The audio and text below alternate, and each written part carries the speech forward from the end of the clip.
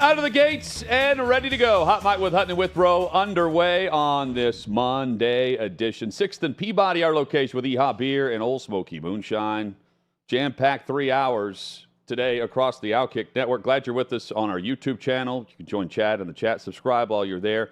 Also on this great radio partner. Chad, good afternoon. Good afternoon, Hutton. Excited for a big week ahead. Yeah, we've got Bobby Carpenter coming up in 20 minutes. The Big Ten will be on center stage with new Commissioner Tony Patetti and a litany of discussion points about the conference, about expansion, about NIL, and more. That starts on Wednesday. A lot to hit, as well as Northwestern. They'll be taking 3 players plus their new interim head coach to Big Ten Media Days. Bobby joins us in 20 minutes to discuss. Will they have a single question focused on football while they're there? I mean, the Northwestern contingent, I know. They're not going to ask about a quarterback situation or any of that. It is going to be nonstop what is now being called the Me Too movement of college football with all these lawsuits. Chad, is Bill Belichick officially on watch? Tom Curran, longtime Patriots insider, now with NBC Sports Boston, says yes. He'll join us later this hour to discuss as they are underway in training camp up in Foxborough. Charlie Arnolt from OutKick.com and across the network, and a very special guest joins us each and every Monday. Plus, later in today's show, Shannon Terry and Grant Frerking, both of On3 Sports, to tell us the fact or fiction, the true and false comments made about name, image, likeness, or the questions that weren't asked, or the topics that were not brought up by Commissioner Greg Sankey or Lane Kiffin last week. They'll join us in studio starting off in the third hour. Chad, the top topics today as we hit the scorched earth here on this Monday for Hot Mic. The American, Brian Harman, wins the Open, and at 5'7", had never won a major. He towered over the competition here, and he wins for the first time in nearly 6 years. This may surprise you, may not. I'm trying to think even last week, it was minimal, but over the weekend, I may not have watched a single swing of the British Open. There was no drama. None. About this thing. I watched a little bit yesterday, and one of the reasons I tune into the British Open is terrible weather, terrible playing conditions. They had that. And the weather, even the awful weather and the rain-soaked Royal Liverpool course could not make this exciting. This was a drag to watch. And full credit to Brian Harman for making it a drag. It was not dramatic because that guy just rolled.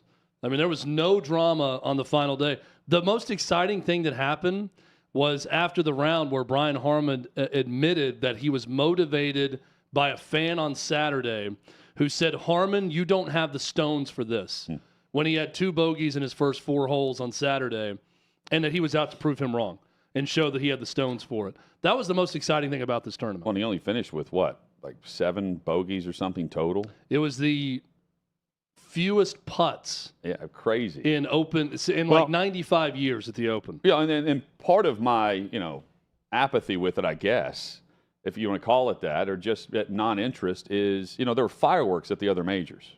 You had John Rahm and Brooks Koepka going at it, then Koepka won, right? This was not that.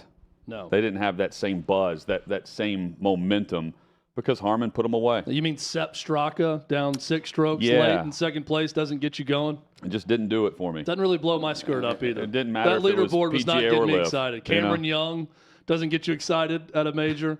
Look, with all due respect to Brian Harman, cool story, winning his first major, 36 years old, all of that good stuff. It was tough. It was a drag to get pulled into that. It was not easy to watch over the weekend. We will have details on why he's not going away anytime soon, even though he may be brand new to the sports lexicon here as a last name, winning his first major. Chad, some NFL running backs got together on Zoom this weekend to chat about the discrepancy between pay for running backs versus other positions across the NFL. Austin Eckler put this together. Not every running back was on the Zoom call. The invites were, there was a who's who list of guys that joined. Eckler sent this out, and I get the sense it was thrown together to discuss some things. and it was thrown together in a way not to leave anyone out, but I think they included the guys that were just being vocal about it over the last week or so. And came away with about what we were discussing last week. Number one, there's not much they can do about it, if anything now, because the deadline has passed for a contract extension. You either sign or you don't. And I know there was some talk about, pointing fingers back to the agents, but the agents can't do anything based on the collective bargaining agreement that was set forth by the Players Association. It's a mess. And unless they have the quarterback stand up and they're also willing to sit out, that's the only way this changes and you go back to the negotiation table. Otherwise, you just go back to the pool of running backs because there are plenty of them. Yeah, and Nick Chubb even said there's nothing we can do about it. Yeah, it sucks, but what are we going to do? Really, all that's left to do is complain if you're them right now about it. And I understand the complaints. The other thing to do is to continue playing at that clip if you're those guys. I know this isn't easy to hear if you're them, but hope that the game sort of cycles back a little bit because receivers are getting paid at a premium. We know quarterbacks are always going to get paid at a premium from here on out regardless. Receivers are currently getting paid at a premium because it's seen as a premium skill set for today's game. But with this upper echelon guy we're talking about at running back, they are very important to their offenses. So if they continue to show that importance and not do what the NFLPA president suggests and fake an injury, right, that's not how you're going to show your worth. But if Austin Eckler and Josh Jacobs and Saquon Barkley, if they go out there and continue to ball at the level they've done in the past few years, maybe, just maybe, it does start to change a little bit for those top guys, and the position is viewed differently within the NFL. That's pretty much all they can do at this point, and accept that they're going to make $10 to $11 million on the franchise tag. And try to prove a point if you're going to sit out. Saquon Barkley is threatening that. Now Josh Jacobs, we'll get to that coming up in hour number 2. But there's storylines beneath this with the thrown together Zoom call, and the timing of it shows you how little leverage they have. Chad, Messi and the debut could not have gone better for Inter Miami. What a moment coming off the bench and scoring the game-winning goal and sending the crowd into a raucous this weekend. Messi getting the chance to end it, and in a stadium where it was a $440 minimum price to get in, Messi sinks it in his debut in MLS. What a massive victory for everyone involved in Major League Soccer, for Messi in general, and Apple TV in this too, that now gets the pub of, if you want to watch one of the greatest to ever do it, you can go to Apple TV and do that anytime you want now. Better get that Apple TV Plus subscription ready to go to watch MLS. It was perfect. Yeah. I thought about, first off, he didn't start, which led to grumbling from fans that were there that paid all the money to watch it, right? But he checks in. Okay, now that's exciting. Checks in for like an 18-year-old, I think. Yeah, you get the substitution for, the elder statesman, Messi, to come in, who everyone paid top dollar to go see. And then I keep thinking back to, what if he is, 8 yards over the goal on that shot? Oh, yeah. But what if it just looks terrible and the game ends, tied? But to get that drama and to have him deliver in that moment, there is not a more perfect scenario for MLS than what we saw. That was incredible. And the views from it were awesome. I just can't think of a better scenario for MLS possibly catching more steam with Messi being a part of it. And certainly for Inter Miami, which now all of their matches become top dollar. Well, and this is the real victory for MLS against Saudi, right, and Ronaldo, because this is bringing the star power out that you can make into an event. It's the ticket prices are through the roof. We chronicled that last week. But in attendance, you have Kim Kardashian, you have Serena Williams, you have LeBron James, many others. And you're in South Beach, you're in Miami, where you're going to draw that attention anyway, and you have a chance to watch a star that is making a debut that is, where would we put that debut for that level of athlete on the planet? Would that be like LeBron choosing to go overseas and play in a pro league to end his career after he, steps away from the NBA? It's hard to even think about, Beckham came over and played, but that was a different time. And that was in L.A. too. That was kind of there are similarities there for sure.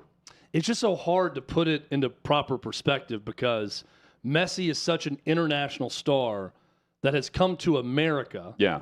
Right? The media capital of the world, but he's coming to a lesser league than he was in before. So it's hard to kind of equate that to what it would be. I don't know. I don't know that we've really seen much like it for a guy not coming home, but coming to the media center of the world in the United States and continuing to be a star. Clearly there's star power there. I'm intrigued from this angle, and it's a very small, subtle bullet point here. But the NFL players have been bitching about artificial turf or natural grass, right? Yep. Messi doesn't play on turf. Their next match, I believe, is Tuesday against Atlanta United, which is turf.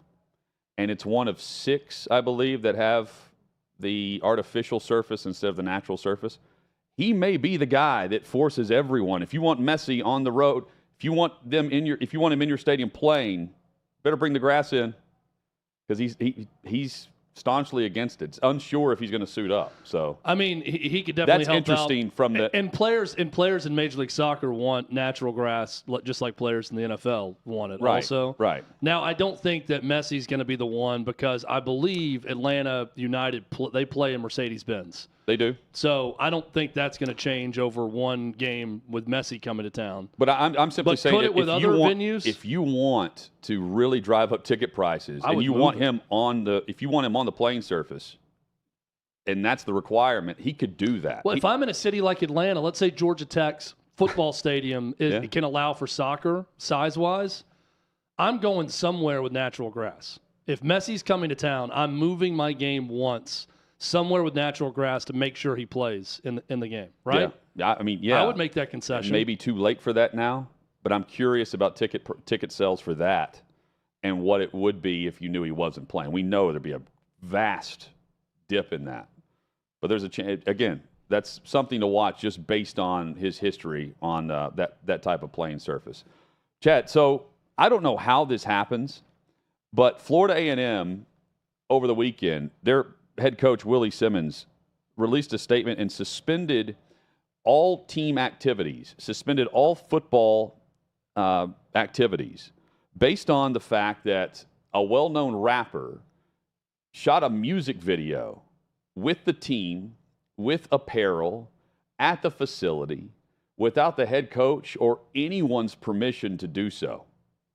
Now, they're pointing back to, the language and tone of whatever the song is about, which I'm sure you can look up, and everyone says it's extremely explicit.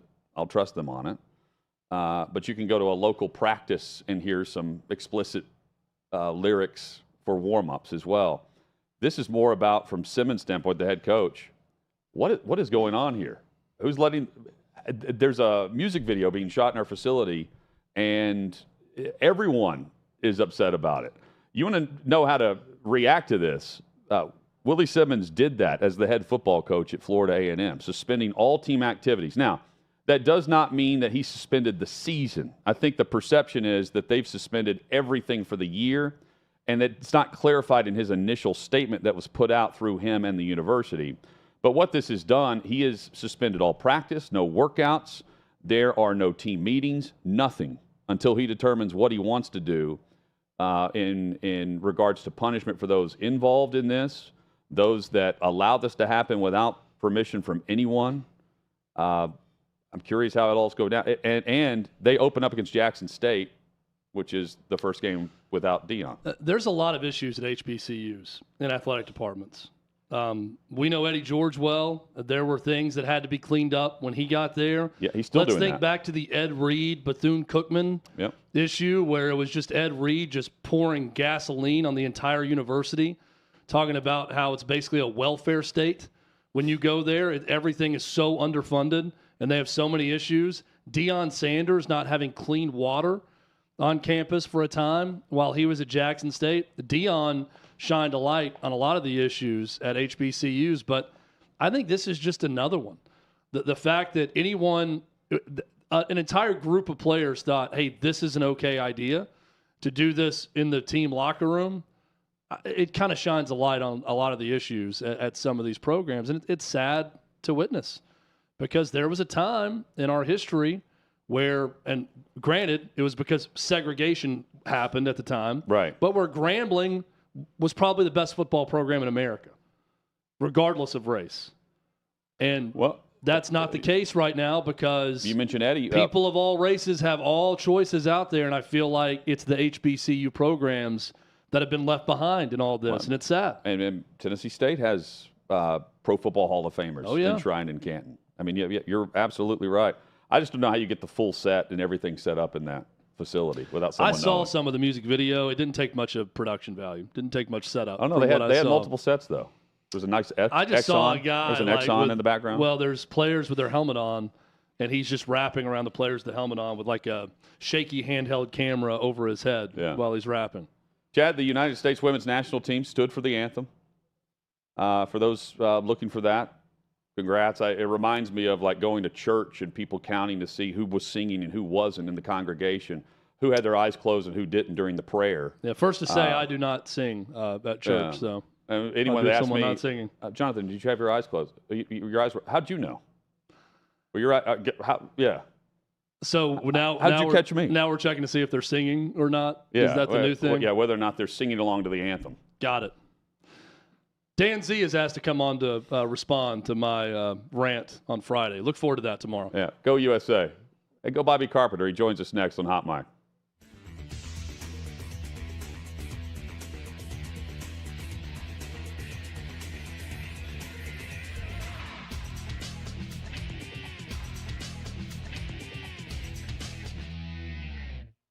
Fitzgerald has been fired. Pat Fitzgerald, the beleaguered, the weirdo, I guess, or his weird players, has been fired by Northwestern University. And the Northwestern children, the players, are not happy about it. They are not taking it well. Well, I ask you, Northwestern players. In fact, I just put out a video to Northwestern players that are mad. And they're mad because, well, the old coach. The old coach got blank canned because, well, the players decided it was a good idea to get naked, do naked crawls, naked claps, naked soap up themselves in front of the shower and make players run through because the players of Northwestern really are perverted. I mean, I'll never understand it. Now I got guys saying, well, Bobby Knight, you guys hazed just in a different way, yelling and screaming. Yeah, you're right. We did. Tough. You don't like it? So what? But we never did the nudity thing. We never did the sexual assault thing. We never did the stuff, hey, we're going to slap you and dry hump you. At some point, the players, don't you agree, the players of Northwestern got to look themselves in the mirror and say, you know what? This is kind of on us. You know what? We caused a lot of this. You know what? We shouldn't have done that. Now, every time I see a Northwestern player from now on, I'm like, yeah, you're a weirdo.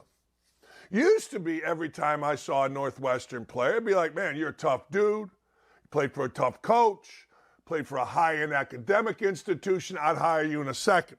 Now I'm like, yeah, you got a bunch of weirdos running around there. Now I'm like, what in the hell are you doing there in the locker room at Northwestern? And I told you yesterday that this firing was coming because of this one reason.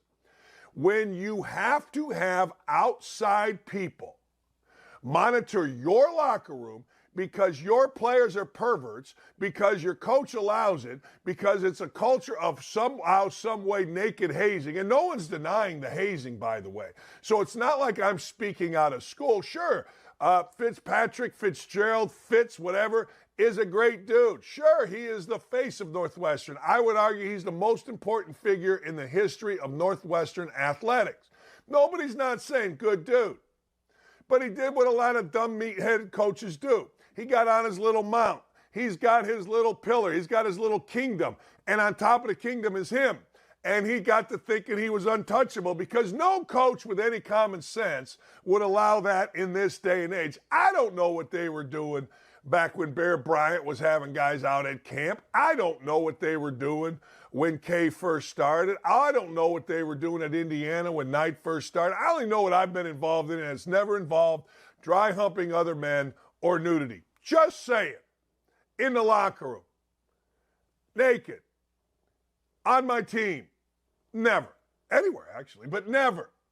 I used to give you a ball tap once in a while out in public just to say hello. But I got to tell you, it's just the weirdest thing. And none of these players are taking any accountability. You know what they're doing? They're doing the Biden strategy. This went from the Bob Knight strategy of round up all the players, ex-players, whoever, and talk great things about this strong man. Look at his chin. Yeah, that's what they do.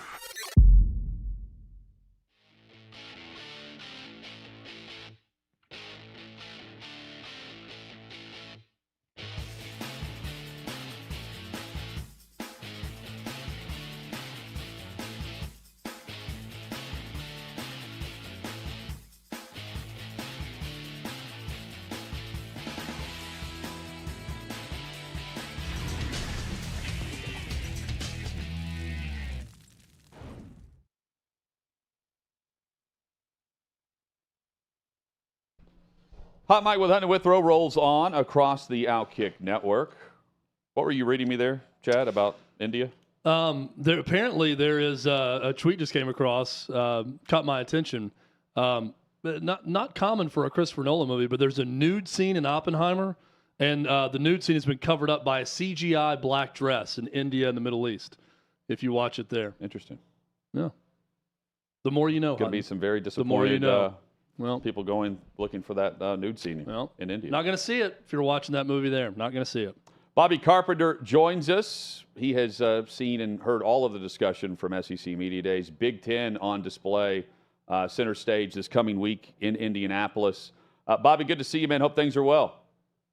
Oh, good to see you guys. Thanks for having me on. I'm going to get to the college talk in just a moment. With NFL training camps beginning across the league, what was the feeling like in your playing days of just getting back to the grind? Because I think just on surface level, it's, this is a 4 or 5 week deal, and then the season starts. This is really where mentally you're locked in until December, January, and if you're lucky, the first week of February. So the way the offseason kind of goes, with your OTAs and everything and your offseason workouts, and it's great because you have a lot of free time around that. So everybody's back in town, and you get the opportunity to kind of hang out on the weekends, go to dinners, do whatever, and really kind of enjoy yourself. Then everybody breaks off for about 5.5, 6 weeks, and then you come back. And usually around July 4th, I'd start to get like a pit in my stomach, like, all right, training camp's almost here. And it's not the fact that like training camp's not tough, although it is physically a grind and it can be brutal. But like to your point, it's more the fact that I'm not going to be able to do anything really like in normal parts of society from now until New Year's. It's the best the best you're going to feel too. Oh, physically, yeah. As soon as you start camp, I mean, your body's just like stands through the hourglass. It's slowly eroding. And so you're going to be dealing with that. And like the psychological toll it's going to have where you got family members, pass away, there's sickness, guys have kids, there's all kinds of stuff that's going on. And all of that, whether it should or not, at least for me, all that stuff always took a backseat to football. And so now until at least New Year's. And then when you get there psychologically at that point, like, hey, we're all the way in. Like, it's going to make the playoffs, and let's make a stinking run at this because we've sunk in the last year. And to get back to that point, all the physical toll that's taken on your body, like you're ready to go. But there is a little bit of an excitement, the first couple of days of training camp, just you haven't seen your buddies in probably the last, 4 to 6 weeks. Maybe you went on vacation with them, but usually guys kind of get back to wherever they go. And some guys stay local.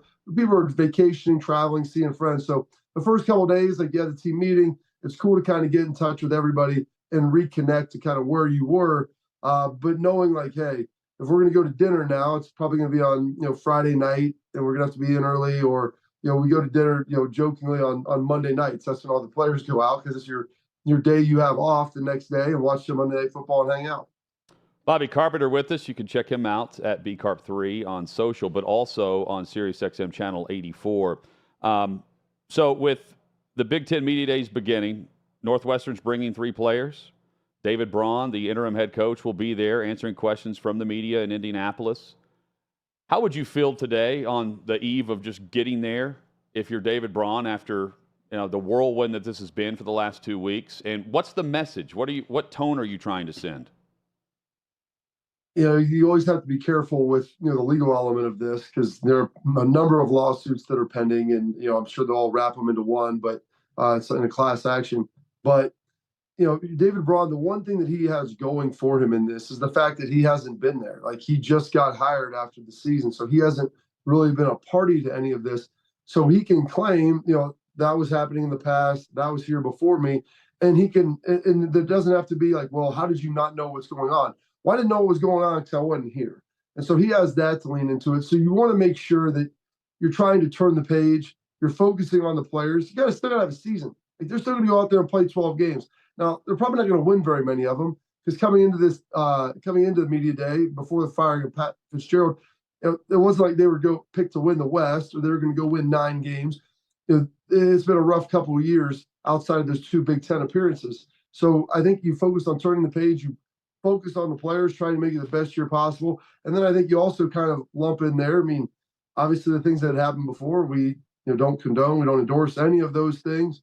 And we're going to make sure that this doesn't happen with me. And we've set the new tone in the locker room. Our leadership group understands this, and we're going to make sure that we are heavily involved with the guidance of player interactions, and to make sure that there isn't anything remotely resembling what those accusations are. Tony Petitti set to make his debut as Big Ten commissioner. You saw with Greg Sankey, his address was a lot about Mike Leach's passing, and then NIL regulation and reform. What do you expect from Petitti in terms of the main talking points for the conference? Does he follow suit with Greg Sankey, or is there going to be something very different with him? I think that it'll probably be a lot of the same.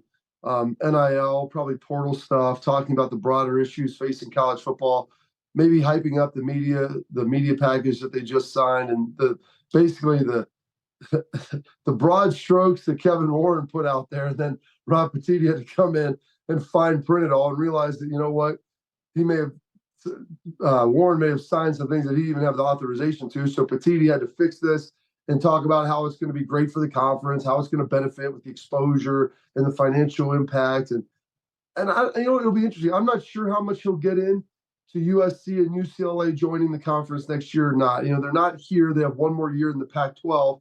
And so I don't know if that's something that he'll broach, because it's always kind of a tenuous little dance, because you want to focus on the schools and the teams that are there and the players that are going to be there. Then also, you have 2 big branded programs that are going to be added to the conference, and the logistics that are going to have to be a part of that, and how the scheduling, how they got to all of that, and the rivalries and everything. And so I feel like those will probably be some of the big points that he'll probably talk about. Bobby Carpenter with us here on Hot Mic with Hutton and Withrow. Is Luke Fickell the new hire that is most likely to hit a home run right out of the gate? Yeah, I would imagine. Matt Rule, I think, has a little bit more of a difficult situation, probably as far as how talented they are. Luke has a pretty favorable schedule. I think their Vegas over-under, most places have it. I think FanDuel had it at like 8.5. And they're 4th behind Ohio State and Michigan, who are both at 10.5. Penn State's at 9.5. And then you have Wisconsin. And so I would have to imagine, starting fast, it's a program that really fits kind of his personality. And we had him on Sirius XM 84, and we were talking to him, Hester and I, and he goes, I can recruit my type of guys here, our type of guys. And so I know what his type of guy is. They're tough, they're smart, they're going to be disciplined. There may be guys that don't get recruited by the Notre Dames, Ohio States, Michigans, Tennessees, and they're maybe a step slow, maybe a little bit too short. Maybe there's just something about them that wasn't elevating them to that 5-star status. And then you take a guy like that and you turn him into a Sauce Gardner, because you coach him really hard, you care about him a lot. And so I think that that's his recipe for how he'll be able to have success at Wisconsin. And I would imagine that it would translate to at least 8 wins. Can they get to 10? I don't know. They have Ohio State up there at home. I believe they avoid Michigan and maybe Penn State too. So they have a pretty solid opportunity, but you still got to go out there. You got to win games, and you got to stay healthy. Can Matt Rule recruit the type of guy he wants to Nebraska because you mentioned the talent issue there, Bobby. If he can recruit at a high level, he is a guy who's proven he can win in very different situations throughout his career. Matt Rule's a phenomenal coach. And you look at what he did at Temple, you look at what he did at Baylor, and I would even argue even in Carolina, it wasn't all bad. He just never had a quarterback. They couldn't get the Stafford deal done. And he goes to LA, and then all of a sudden they're winning a Super Bowl, and Matt Rule's getting fired. So I have belief in his system. I have belief in how he operates and what he's able to do. I've heard now that Nebraska is much more organized on the NIL front. I mean, you have to realize that's the whole school of the state. They care a lot about it. You fill up, 95,000 people in Memorial Stadium every week. They care about this, and I think they want to be good. So hopefully if he gets the recruiting and gets the talent there, and I think he can, I don't think we're going to see Nebraska from the 90s with Tom Osborne. But I do think you can see a team that is perennially in the top 15, top 20. And I don't know if they're ever in the top 5, but they could hover and be right there kind of in the middle. Maybe they in the 12-team CFP, you know what? I would imagine that they would have an opportunity to get in there. But it's going to take him recruiting well, developing, and then they got to get some momentum, man. It's hard in college football if you don't have momentum to be able to recruit and bring guys in. So he's got that right now, but he can't go 2 and 3 years without crossing that, 8-9 win threshold. There's clearly a big 2 in the Big Ten with Ohio State and Michigan, and not a big 3 right now. If I had to give the top candidate to be the third in a big 3, it's Penn State. Bobby, you had mentioned the over-under, 10.5 for both Ohio State and Michigan, 9.5 for Penn State, right behind those. Doesn't James Franklin have to hit the over and probably do it 2 or 3 years in a row to ever really start contending to be in the mix for a big 3 within the Big Ten and not squarely on the outside where he has been? It's interesting you say that, because you could argue 5 years ago it was the big 2, and it was Ohio State and Penn State. And, and Michigan State was in there, and, they kind of fell off, with Mark D'Antonio, the end of his tenure, and then after he left. But, they were the team that beat Ohio State. They were a team that had won a Big Ten championship, the last one that had won it prior to Ohio State, winning, their string of 5 in a row or whatever. So he had them rolling. He was doing a good job. The problem with James Franklin, he recruits at a high level. He runs a program really well. He does a good job hiring assistants. The question people have always had for him is his in-game coaching. And when talent is equated, that's when you start to see the coaches go back and forth. Bama, they can go beat everybody, but when they play Georgia, okay, now you have equatable talent, and you have another coach that's really good on the other side. And the argument was last year they were 11-2, and they lost to Penn State, or they lost to Ohio State, and they lost to Michigan. And that's kind of been their MO, is they can beat everybody else with talent, but maybe some of the in-game decisions aren't where you want them to be. And so I think that's what he's going to have to try to cross is, they'd probably be okay if he lost to Purdue, as long as he beat Ohio State or Michigan and still found a way to win 10 games. They'd probably be good with that.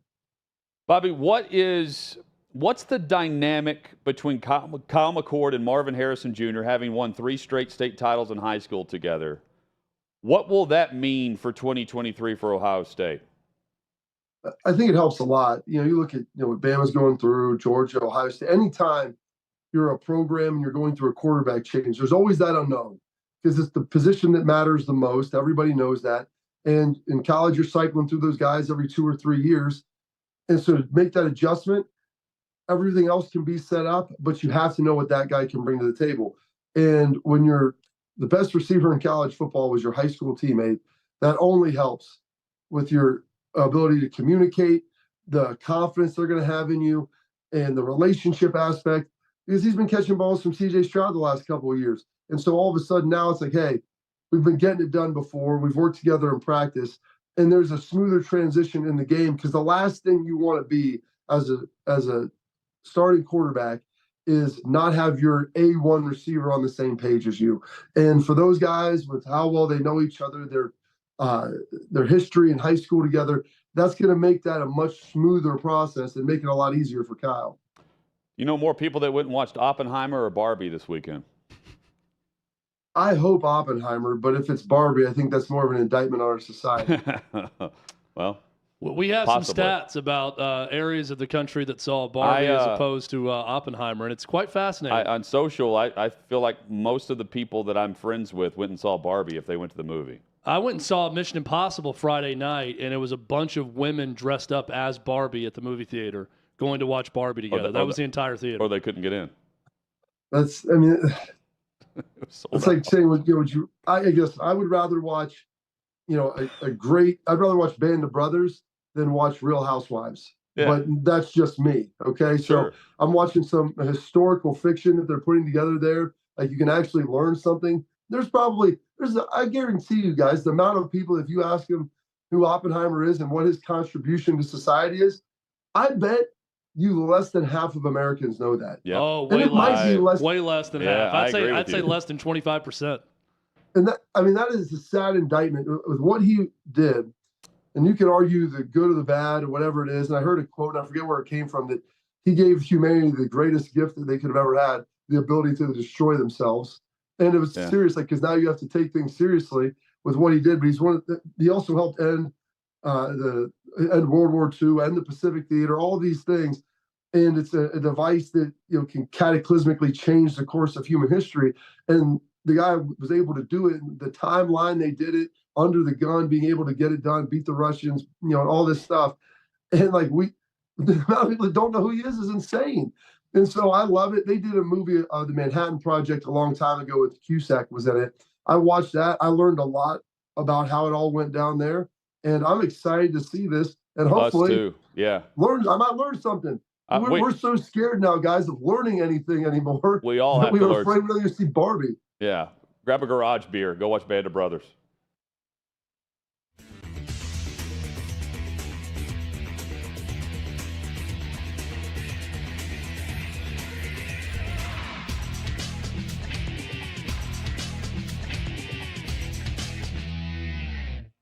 The two biggest social media giants, Elon Musk and Mark Zuckerberg, are set to battle it out, and I'm here on Broadway asking people who they put their money on. Mark Zuckerberg or Elon Musk, they're gonna fight each other. Who do you think's gonna win? I think Mark's got him. Really? Yeah, Why do you think that? because he's a man. Okay, and Elon Musk isn't. Oh, well, of course, he's got money. Okay. He's got money. Money, well, money's money. Elon Musk or Mark Zuckerberg in a fight? I don't know. I'm going to go with Musk. Why? It just seems like he's a little bit younger, a little bit smarter. You just got a good feeling about I him? got a good feeling. Elon Musk or Mark Zuckerberg? Musk. Why? He trains. That guy's gonna beat his. But Mark Zuckerberg is actually training jiu-jitsu for 9 months. Not happening. Not Elon Musk all day. Elon Musk. Why do you think? He has no soul. I mean, I think he's definitely just gonna no holds barred. Elon Musk. Why do you think that? I don't know. I feel like he's stronger and smarter. Oh, Elon Musk. All the way? Why? All the way. He's an animal. Think about it. Mark Zuckerberg's been training for 9 months jiu-jitsu. You think Elon Musk can take him? Yeah, I think he could take him. Elon, that oh God, stop playing with Elon. Elon really do this out here, for real. I hope Elon Really? Why do you think so? got better ideas. Zuckerberg's like 5'7", 155. Musk is 6'1", 190. But Zuckerberg's been training jiu-jitsu for 9 months. Elon Musk or Mark Zuckerberg, who's going to win in a fight? Oh, Elon Musk. No doubt. Why do you think so? He's the GOAT. I've been seeing all the Twitter handles and all the talk, and I'm on Elon Musk's side. I'm ready for them to get in the WWE ring and then come off the top rope. That's what I want to see. I want to see a people's elbow to Mark Zuckerberg. If one was more likely to be a lizard or a robot, who would it be? Elon. Okay. I think Mark Zuckerberg will win Why do you think that? because I think he already trains MMA, so he's got like the prior experience and stuff. I mean, they're both billionaires, so they have the opportunity to get the best training. But I think Mark Zuckerberg will pull away with the win. Elon Musk, Why do you think so? because he's bigger. Bigger. Okay, but Mark Zuckerberg's been training jiu-jitsu for 9 months. Do you think that matters? No. Because Elon Musk's he's gonna learn and train, right? So Yeah. I think he'll handle Mark Zuckerberg. Mark Zuckerberg's a lizard, right? So he's a lizard, but does that help him? I don't think so. I think Elon will squash the lizard. Cage fight. Elon Musk is mental, so Elon Musk. All it is just he's mental. He's mentally crazy. So He just wouldn't care, would he? okay. He'd just absolutely go for it. I think Zuckerberg would be a bit more refrained. Okay. If that should ever happen, which I doubt, but you never know, it'd be entertaining. Elon Musk or Mark Zuckerberg? Elon Musk. Why? Because my dad is in love with Elon Musk. Okay. I think I'm going to have to go with Zuckerberg. I mean, Threads just came out, so. Who do you think would win? Zuck. Why do you think so? Because he's not a real human. He's a robot. So he'll use that to his advantage. Yeah, and all the Krav Maga stuff too. Yeah. Who do you think would win in a fight, Mark Zuckerberg or Elon Musk? Elon Musk. Why do you think Elon Musk? I think Elon's He smarter. works with robots, so maybe he built a robot to fight for him. But what if Mark Zuckerberg is a robot? Oh, wow. Then I might have to change my answer. Who do you think is going to win? Me.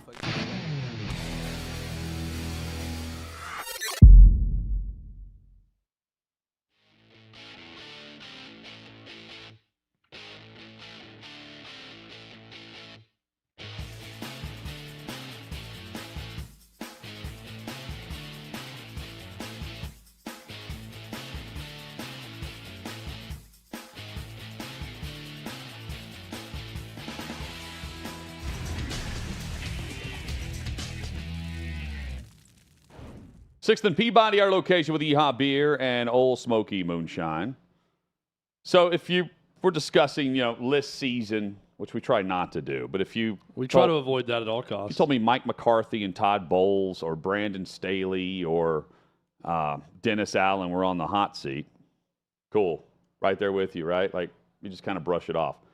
When you see guys like Tom Curran tweet out or report, NBC Sports Boston, that Bill Belichick is officially, quote unquote, on watch this season, that's when you take notice and you turn your head and we tell Davey Hudson, we've got to get Tom on to discuss this. Tom joins us as training camp begins and a discussion I didn't think we would be having with Belichick, period, in his career, Tom. What is going on that has led to this? I'm assuming this is nothing just out of the blue. This has been simmering for a while. Absolutely. And thanks for having me. Yeah, thank you. If you look closely at some of the things that Robert Kraft has said over the past few years, it's an indication of he has been tapping his watch and saying, Bill, this was supposed to not look like this post Brady. You said it wouldn't look like this. He first pointed out the difficulties and travails they had in the draft and said that has to be better. Patriots spent $172 million in guaranteed money on free agents in 2021 after not having an exit plan or a succession plan for Tom Brady in 2020. They go with Cam Newton, but that's okay. That happens. You lose a great player and you still go 7-9. No shame in that. 2021, it was better, but they kind of got their asses handed to them in the playoffs by Buffalo, and you could see a significant gap. Last year, they really retarded the process in an egregious way by putting Matt Patricia and Joe Judge in charge of the respective sides of the ball or in charge of the offense.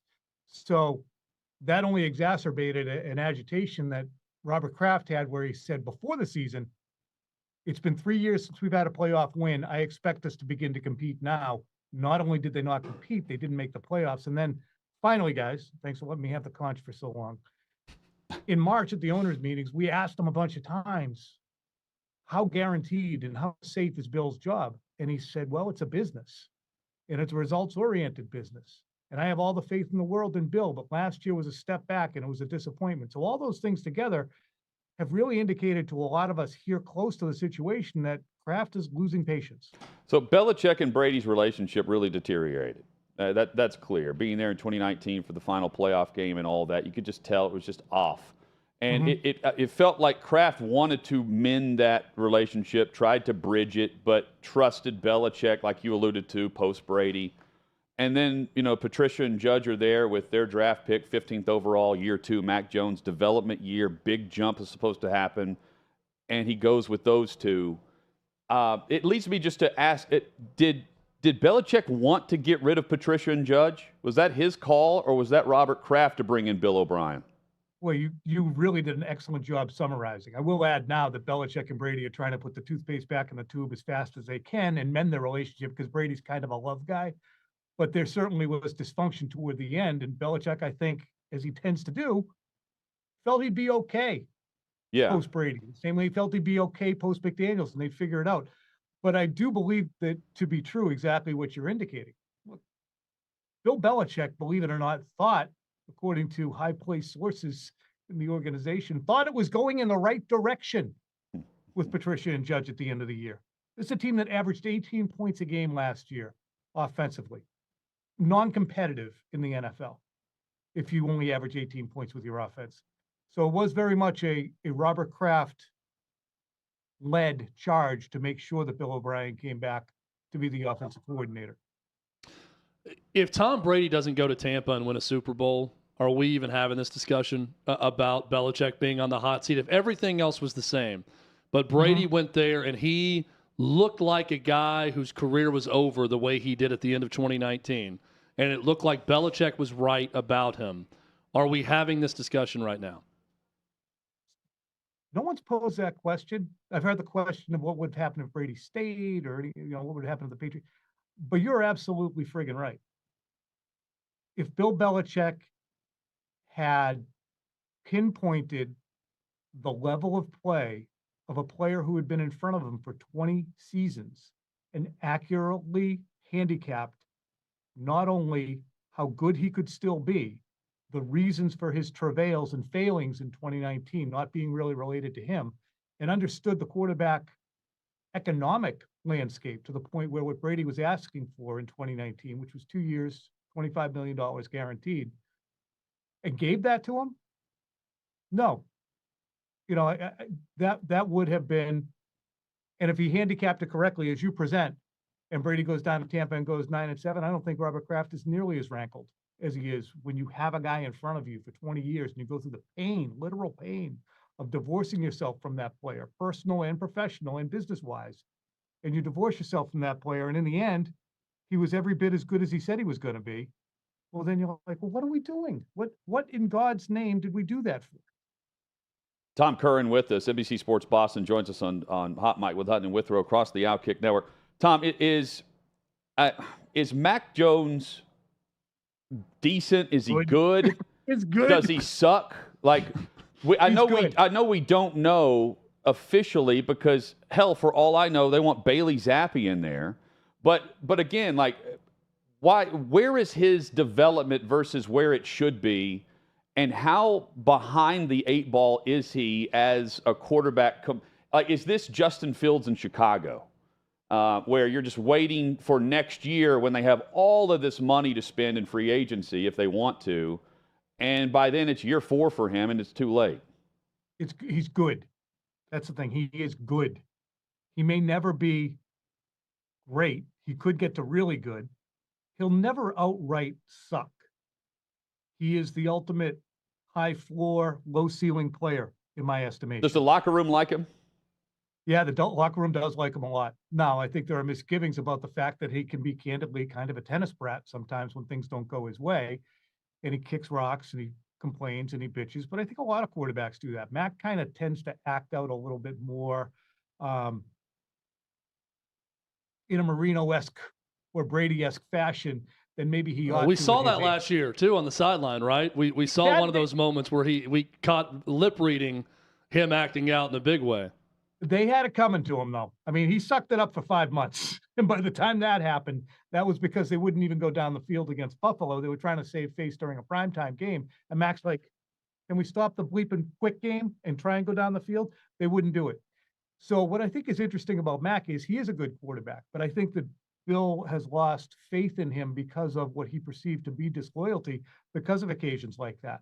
The Mac Jones they're going to get back this year is going to be just as accurate, and he is ridiculously accurate, just as mentally quick, and he is that, and more resilient, and probably a better leader because of the crap he went through last year. He's still going to have an average arm. He can make up for it with accuracy and anticipation. But has Bill been soured on him to the point where he can do no right in Bill's eyes? That's really kind of the $30 million question, because that's what okay quarterbacks get these years. Oh, and then we find out if Kraft wants to make the change, not Belichick. Again, like I don't think he does. Yeah, and I am very intrigued by that dynamic and how it progresses if things start slow. And maybe this is a subtle just observation, Tom, but just from the 30,000-foot view, had this been 5 years ago and Belichick passed on DeAndre Hopkins, they didn't match the offer, with the Titans. It would have been, oh, the genius. He's going to be just fine with Kendrick Bourne and Devontae Parker and Juju Smith-Schuster. They're fine. Now it's, oh, they're not doing enough to help their quarterback yet again, and they won't even pony up and match what was a low offer compared to what was discussed prior to Hopkins entering free agency. Why didn't they want to match it? And ultimately, why did Hopkins go ahead and say, yeah, I'll just go to Tennessee instead? I think Bill has a tendency to place a value on players. And he loves him, right? He loves Hopkins. I don't think he loves him. I think he loves his game. I think that there were misgivings around the team about, okay, this guy's 31. He's a borderline Hall of Fame producer. He's going to have his way of doing things, and it might not mesh with our way of doing things in terms of, we want you to practice all the time. We want you giving 100% practice, look like Julian Edelman, look like Troy Brown, look like those guys. And that's not going to be how DeAndre Hopkins rolls. So maybe Bill said, look, we're not going to extend to some outrageous guaranteed money for this guy who might not mesh. However, this is where Belichick as a GM sometimes lapses into great inconsistency. For instance, Nelson Aguilar, Patriots gave him 2 years, $22 million, $11 million a year, and he's not half the player that DeAndre Hopkins has been. And he wasn't somebody who came to the team with a great backlog of, wow, he's been terrific. He wasn't worth $3 million a year. And the Patriots gave him $11 million a year for the last 2 years. So that's why I say it's haphazard. You don't have Tom Brady here now to lift the boats of Kendrick Bourne, Devontae Parker, and Juju Smith-Schuster. It's Mac Jones.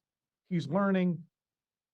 It's not a great defense, despite what people have told you. It's not a brilliant offensive line that's made greater by a guy like Dante Scarnecchia, their Hall of Fame level offensive line coach. So there's times where you kind of have to spend to fix the hole, even if the duct tape is absurdly expensive. And DeAndre Hopkins might have been that duct tape to spend on. Tom Curran with us, NBC Sports Boston. You can follow him at Tom E. Curran. Tom, final 2 minutes or so, and a little off the wall here, off the beaten path, but the report last week that ESPN had reached out about investing or investors from NFL, MLB, and NBA. And I bring this up with you because Robert Kraft is the media owner. He's a part of all of that negotiation for the television contracts. Could you see that behind the scenes, Kraft wanting to get a piece of ESPN and recommending that to the league, knowing him the way you do? Or do they already have what they need in all of the networks? Boy, that's really interesting. You know, and I didn't follow this. I was on vacation last week. So, but I would say this. I've told you everything I know, so you're caught up now. Robert Kraft is an innovative guy. The NFL, unfortunately for the folks at NFL Media who do a great job and have been doing a great job for how the hell long now? 2 decades at NFL Network. Yeah. I think that sometimes the NFL looks at that and says, do we want to get out of the NFL Network business? Just have somebody else do it like the New York Times is doing with The Athletic. Mm-hmm. Then you're going to lose some of your journalistic really bones, but also you're going to run the risk of having ESPN's investigative team run harder stuff at the house organ than the house organ would. So, yeah. But I think they'll be innovative with it. It's just the whole landscape is so skewed. As you guys know, you're in the business, I'm in the business. Who knows whether up's going to be down or left's going to be right in 3 years. I'm fascinated to see if it's Major League Baseball that wants it. It sounds like it's one, not all three.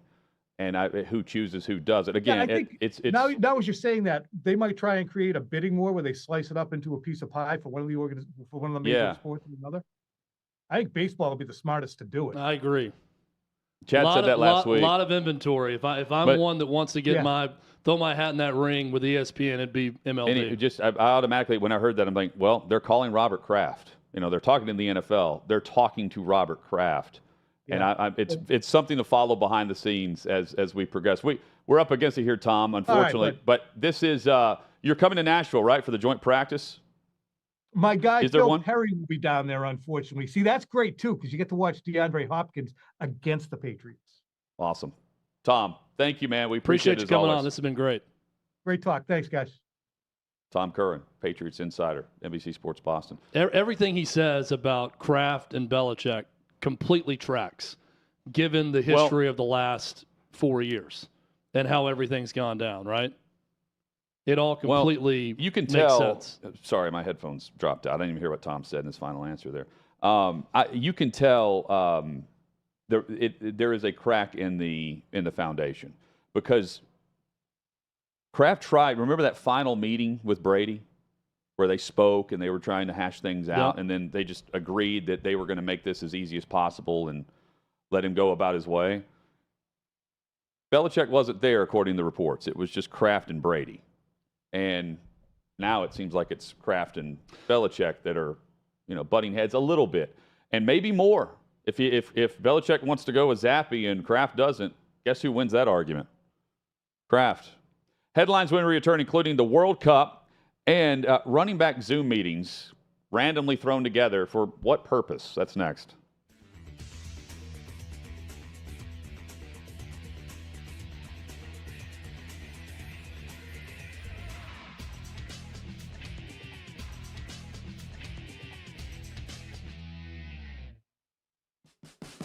What you're experiencing is the bold taste of a Southern legend. Old Smoky Moonshine and Whiskey, authentic Tennessee mountain-style spirits.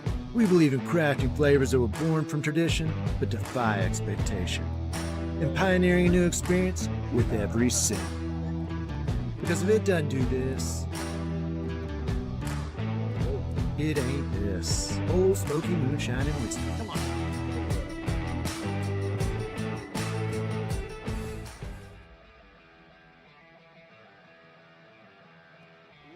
Welcome into OutKick, the show. I am Clay Travis, your fearless leader. I am going to continue to argue that sports is one of the great unifying forces in all of American life. ESPN is a sinking ship.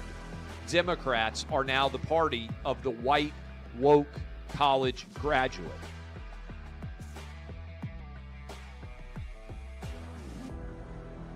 We live in a land of participation trophies. You gotta lean into the turns.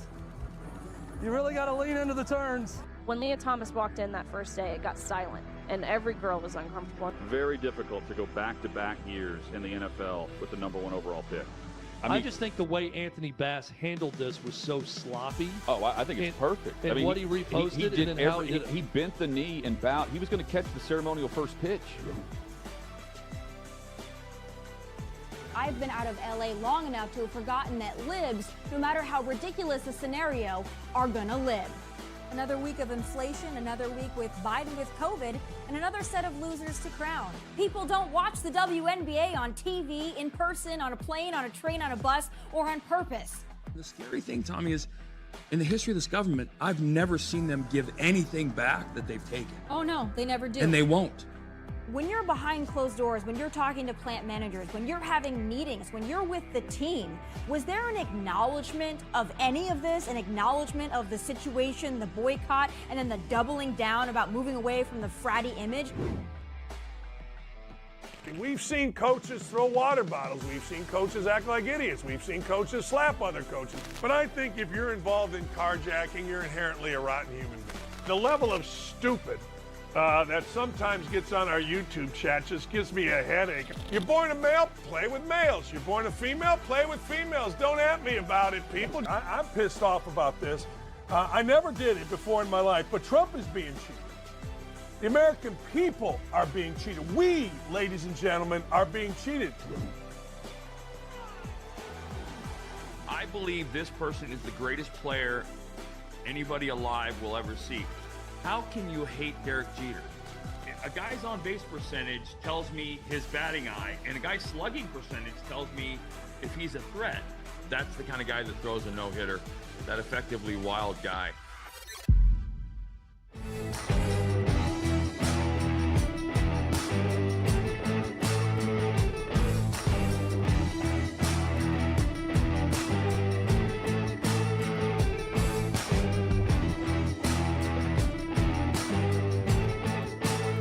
Old Smoky Moonshine and Whiskey, a bold taste of a Southern legend.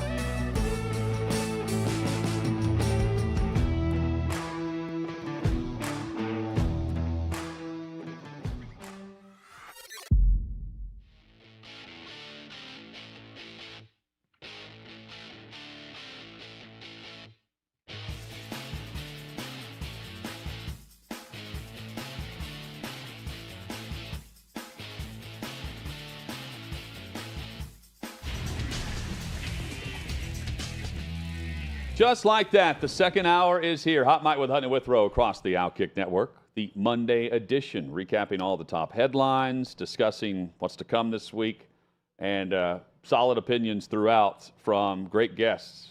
Our thanks to Bobby Carpenter and Tom Curran for joining us.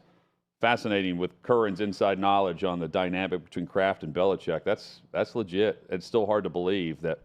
Yeah, it's the seat's starting to get hot for the GOAT, the future Hall of Famer, Bill Belichick in Foxborough. If you missed anything from the first hour, you can always go on YouTube, search out OutKick. We'll help you subscribe to the channel. You can catch things on demand, and we're live each and every day, streaming live there. Chad's in the chat live. I am. From 3 to 6 Eastern. It's impossible to argue with anything that Curran said also. Belichick has not been good. Yeah. Since Brady's not been there. And I'm not going to say that he's an average coach or anything like that, but it was their partnership that was elite. I don't know that it's Bill Belichick that's always elite. His partnership with Tom Brady was elite. We know now Brady is elite. He went on and won a Super Bowl somewhere else. And I was fascinated with Curran's answer when I asked him, would he be on the hot seat if Brady went to Tampa and sucked for a year or two and then had to retire? And he said, probably not. The fact that Brady went there and won at the highest level is a big mark against Belichick because he thought he was done. And, I mean, it's the 2019 year, though, Chad, it did look like he was done. Yeah. And you can understand Kraft and Belichick trying to move on to the next era whenever he's completing barely over 60% of his passes that season. You know, he's not throwing to many receivers that are, worth anything that year. But still, it's Brady. And the way that things were going, it was not trending in the right direction. Then he goes to Tampa. COVID happens. They crush it. They have that practice in that private park. Yep. And the rest is history. During COVID? Where the news media were circling in helicopters trying to get a shot of the illegal practice. Brady was They're gathering everyone. Brady was never going to let a little pandemic get in the way of him getting prepped for that season. So he was ready to go. NFL running backs gathered on Zoom. I've got thoughts on that in a moment. But first, Chad, many tuned in to watch the United States women's national team in the World Cup. And the numbers reflect a larger audience than I expected for a match that I didn't know was happening until day of against Vietnam with the promotion leading into the Women's World Cup. Based on some people in the YouTube chat, maybe some of you turned in to hate watch the U.S. as you rooted for Vietnam, of all countries, to beat the U.S. women's national team on Friday night. But whatever the reason was you tuned in, over 11 million people, right around 11 million people, this is a tweet from Michael Mulvihill, who works with Fox, 11 million Americans watched all or part of the U.S.-Vietnam Women's World Cup match. This tweet was sent out Saturday afternoon. But by Saturday afternoon, this may have changed over the course of the weekend with the amount of money these two movies made. That was more people than watched Barbie and Oppenheimer combined in theaters. It was at 9.9 million at that point. More people watch U.S. women's national team. And Michael points out, and he's right, the reach of TV is still tough to beat. So that's part of it. And I also just think the whole... we're going to talk more about this, but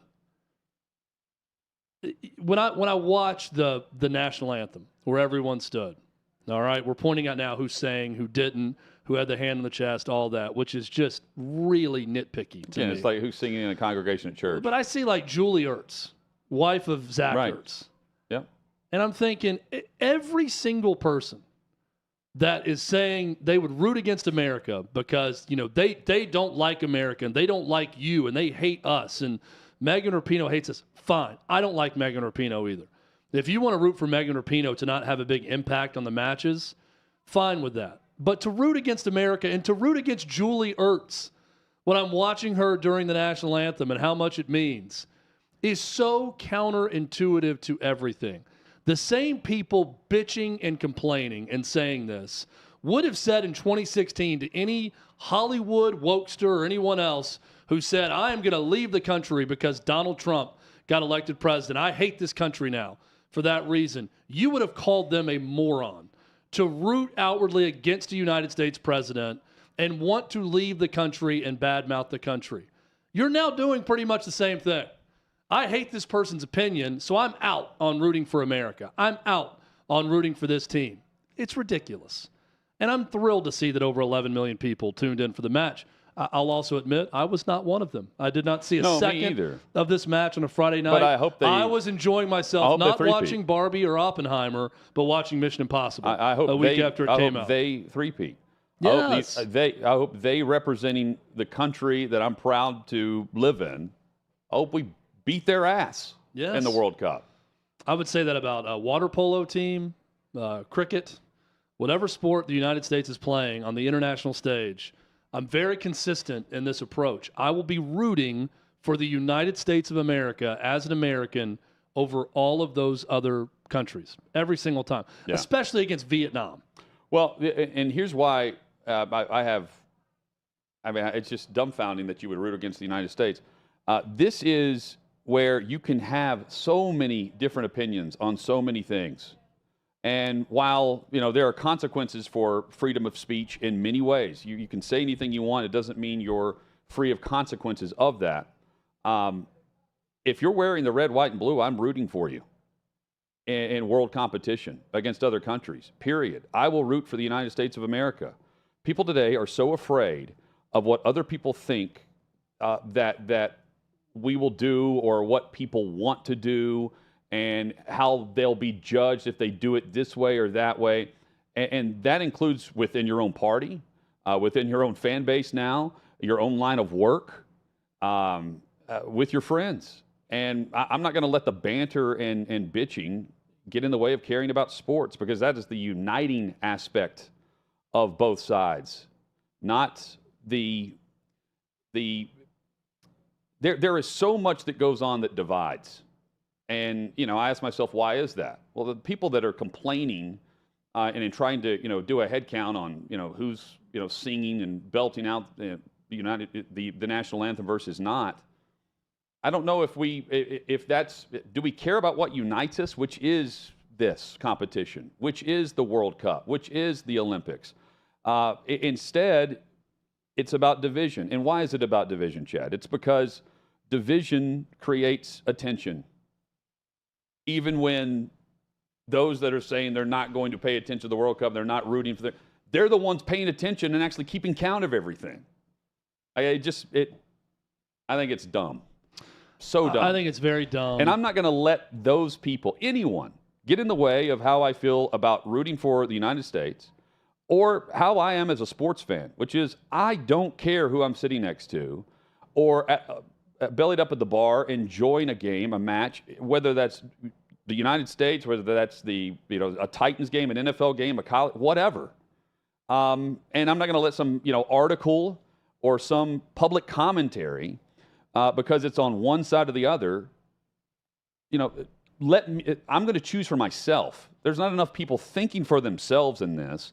Instead, there are a lot of parrots based on whatever party affiliation deems it okay, instead of just independently thinking for yourself and having a voice and a reaction to it on your own, instead of worrying about what other people think in the moment and what will get everyone riled up. And that's what this is. Do I agree with what they stand for and what they're doing? No. But when I say they, it's not everyone on Team USA. And while I don't agree, they are representing the United States of America, period. And so I hope they do win. But it doesn't mean I have to tune in and listen and bow to everything they do when they grandstand at the ESPYs. Doesn't mean I have to do that. Also doesn't mean I want them losing to Vietnam. Of course.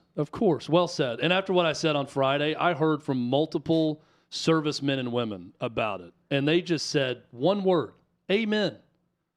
People that fought for this country. Why? So at some point we could be united. And most of them said, I don't agree with almost anything Megan Rapinoe says. Right. But to root against the United States because you disagree with someone politically on their opinion is so counterintuitive to what we should be doing. And here's the other thing about Megan Rapinoe. If she said half the things she does about any other country she was in, she would be jailed for doing what she does. That is the beauty of the United States of America. Let's never become... And thank God she's here. Yes, let's never become this country that we hate people on the other side so much that we are putting people in prison on opposite political parties, that someone comes to power and the other one goes to jail because of it. Let's not become that ever. And if you hate what Megan Rapinoe says, the way you combat that is to say, I disagree with you. I don't like your stance on a lot of this, but I'm an American and you are representing the United States, and I'm going to root for America, international competition. It's very easy to not counter stupidity with stupidity. But yet we've come to a place where it's this spin cycle required now of moronic behavior because everyone's response is, I'm going to respond to you being an idiot by being an idiot the same way. Hey, I want Jason Aldean canceled because I don't like a song that he wrote and he performs. I think it's wrong to cancel people and silence them. But I also don't think you should buy Bud Light because I don't like their marketing decision. So let's boycott Bud Light also on the other side of it. It's all dumb. It's all played for clicks. It's all paid to take your money in some way. Don't buy it. Just don't. It's all built to stir up emotion. Yes. I can't stand it. Let's let the emotion of the sport get to us. By the way, Allie in the YouTube chat says, Julie Ertz stepped away from soccer for 2 years, had a baby, and is now back killing it. That's badass. One of the many mothers on the team. When you are rooting against Megan Rapinoe and saying, I want the U.S. to lose, you're rooting against the mothers on the team. You're rooting against Julie Ertz. That is ridiculous. Because Megan Rapinoe is their teammate? Give me a break. Well, I mean, and also, Chad, like, I want the best at what they do playing for our country on the national stage. It's hard to argue based on the dominance that if we're just choosing the best, we're watching the best at what they do on the pitch compete on the behalf of the United States of America. That's how I view this. Yeah, I like good. Yeah. And they're good. It doesn't mean They're very good on the world stage. You know, and more power to you if you want to head count and see who's singing and who's not. But, I mean, I'm also not going to tune into the ESPYs because that sucks. And, you know, that's where I'll hear the speech that I have no interest in. Meanwhile, I can see the United States win and compete in an event that's massively tuned in for, especially on the men's side, on the World Cup. How much did we prop up and discuss the World Cup on Fox? All the time. Yeah, it's a great event. And now we get to see if this continues. They have, Netherlands, I think, coming up later this week. Yep. That'll be Wednesday night. We'll see the numbers there, too. And I'm sure we'll find out who was, singing along to page 34 in their hymnal and whose eyes were closed for the team prayer. Yeah. Who had their hand properly on their heart. Yeah. Chad, I don't think Turn your hymnals. We should start a segment on the show. Turn your hymnals to page. Please mark page number 437. That will be our offering hymn later. Mm-hmm. I don't think all your money. I don't think the players that were in this Zoom meeting, their running backs, or really anyone but the quarterbacks for that matter. And by the way, Lamar Jackson was kind of laughed at for doing something on behalf of himself and the players trying to get the same type of contract that Watson did. Meanwhile, I didn't hear much from Barkley and Josh Jacobs in that regard when this was going on, which would have helped everyone. It's got to start with the quarterbacks, though. I don't think the players disagree with that. But there is for the first time, we're seeing a lot of the top names at the running back position in the NFL be vocal about where the position is headed and backing Saquon and Josh Jacobs, Tony Pollard, Austin Eckler, who's 15th or 16th highest paid, and for back-to-back years has dominated the end zone and leads the position in touchdown scored. 100 catches out of the backfield, by the way, too. I think they know they don't have much ground to stand on, and they know they can't hold out because if they do, again, that's proven the NFL's point. It won't be the replacement players from the street. It'll be another younger version or two or three to replace one player that is a very specialized position now instead of a three-down back. Even Derrick Henry is off the field a lot of times on third down now. Only a handful of teams are paying running backs. And I don't think they're ignorant to that idea. But this goes back to the negotiation table where you're thinking, all right, we're going to get ours because prior to 2011, the rookies coming in got theirs. They held out. They got tons of signing bonus money, $20 million to sign and show up after a holdout. They can't do that now. That's all slotted. And now you've got the players complaining about the rookie contracts and the structure. And it was the vets then that put that into play, so the rookies didn't come in and get paid if they didn't earn it. But they're in a position now where if they earn it, it's not a depleted spot. It's not the quarterback position where it's tough to find 32 elite quarterbacks or 32 elite kickers or left tackles. Running back's different because there's so many players playing that spot, and the college game now has made its way. The style of play is now fully on display in the NFL. And Chad, that goes back to really high school from 15 years ago, where the best athlete in the hall was playing running back or quarterback, and that's what we're seeing now in the NFL. And there's a number of players that can do it and do it well. Well, and the other problem is sometimes fair or not, it's the law of diminishing return at the running back position because of the beating they take. Right. Because of how much carries can equate to injury issues. So once you earn it and you feel like you're going to get the big contract, that's when teams think, well, now is when you're about to get hurt. So now is when we're going to cut bait and run. Saquon Barkley, and again, Austin Eckler's putting this together. I like the initiative. Barkley and Jacobs need to take the $10 million guaranteed. They need to do that.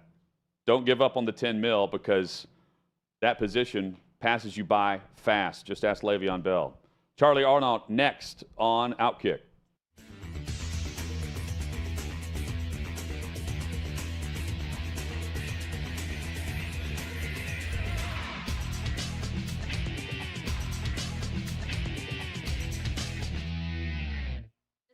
Of male advantage plaguing women's sports, it only recently came to light, I feel like, for so many, including myself. I was really only became aware of this when I was slapped across the face with it in regards to Leah Thomas. But as you alluded to, this is something that you had experience of. You were well ahead of your time. I mean, 43 years ago, you saw this. And so would you be able to touch on what that experience looked like competing against the East Germans? And we would have East German athletes turning up to things like, even like the Olympics, and we'd never, ever seen them before. And they would literally arrive and smash world records. They looked and sounded like, very masculine. They had deep voices, very large Adam apple, bad skin, through no fault of their own. I've never had a problem with these individuals. They were pawns of a horrible system. The people I have a big problem with is the IOC. And they allowed this to happen for 20 years. They even had East German doctors sitting on international doping panels. So every time we came up with a way to try and catch them, they would find a way to avoid being caught. And this was allowed to go on for 2 decades. So imagine the number of females that missed out. However, those females only missed out at international competitions, and they predominantly missed out in swimming, track and field, and rowing. What we've got now is 10 times worse, because this is happening across every single sport, at every single level, in every single country. So I've been pushing very hard to say, right, we need to have a female classification, however that looks. Me, ideally, I'd love to bring back sex tests. And then an open and inclusive category so that everyone is still welcome in sport. Because just like you, I'm sure, you want people to do sport. You want people to be physically active, to be healthy, because it helps us, both our body and our minds, and in a world at the moment with mental health, particularly in young girls, through the roof, we need people to be physically active. So it's the last thing in the world I would ever want to do is to ban anyone from sports. I just want to protect the opportunities for people that are biologically female to have equal chance of being able to win medals, put successes onto their onto their CV going forward, get university scholarships, get places on teams, be proud of records that they set, whatever it is. Females are worthy of equal opportunity. We are not second-class citizens, and I'm not prepared to sit back and pretend that we are. So, amen. Oh my gosh, it's so true. There is no compromise for women. There is nothing that we should have to give up to ensure that trans athletes can compete. But that being said, trans athletes shouldn't be banned from sports. Of course not. And that's something that we see in the States a lot, especially in regards to state legislature being pushed. The opposition, they always say this is an anti-trans bill that bans trans athletes from competing. And that's simply not true. I love how you mentioned it equips people with the right information, with effective messaging, how to communicate about it, what to do. Really powerful. You mentioned in your book, you had a quote, I think it's from Cynthia Cynthia Millen, and it says bodies compete against bodies, gender identities don't swim, which is that's the basis of the argument. How do we marshal feelings? It's ridiculous.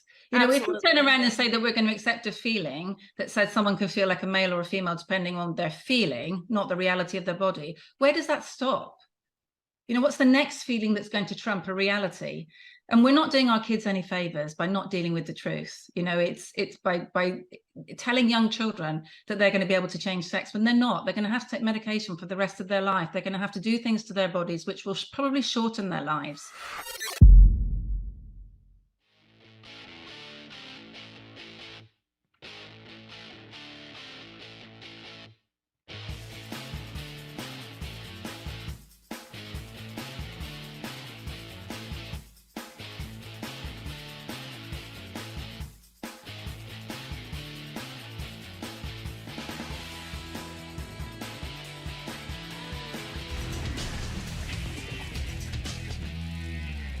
Sixth and Peabody, our location with Yeehaw Beer and Old Smoky Moonshine. Glad you're with us. Hot Mike with Hutton and Withrow across the OutKick Network.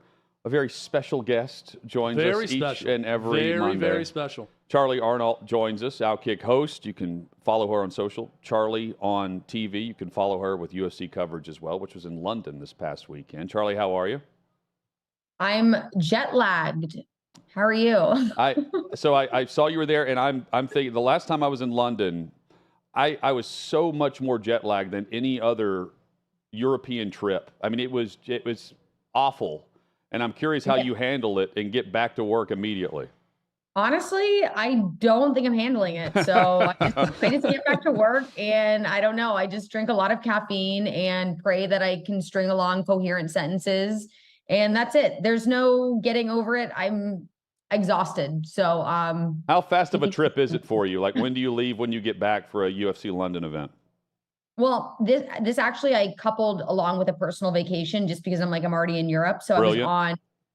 I was on a little birthday trip in Ibiza, which was beautiful, and a lot of time just spent sitting in the sun, doing absolutely nothing, which is all I wanted to do. And then from there went to London, and it was just pretty much nonstop work. You know, got to go to dinner and stuff at night, but other than that, yeah, just a lot of work. But it was such a great show. I don't know if you got a chance to check out the broadcast, but the co-main and main event were a little bit of it. Yeah, it was good. It was great. So yeah, it was a fun show, and the London crowd, as UFC is accustomed to, is wild.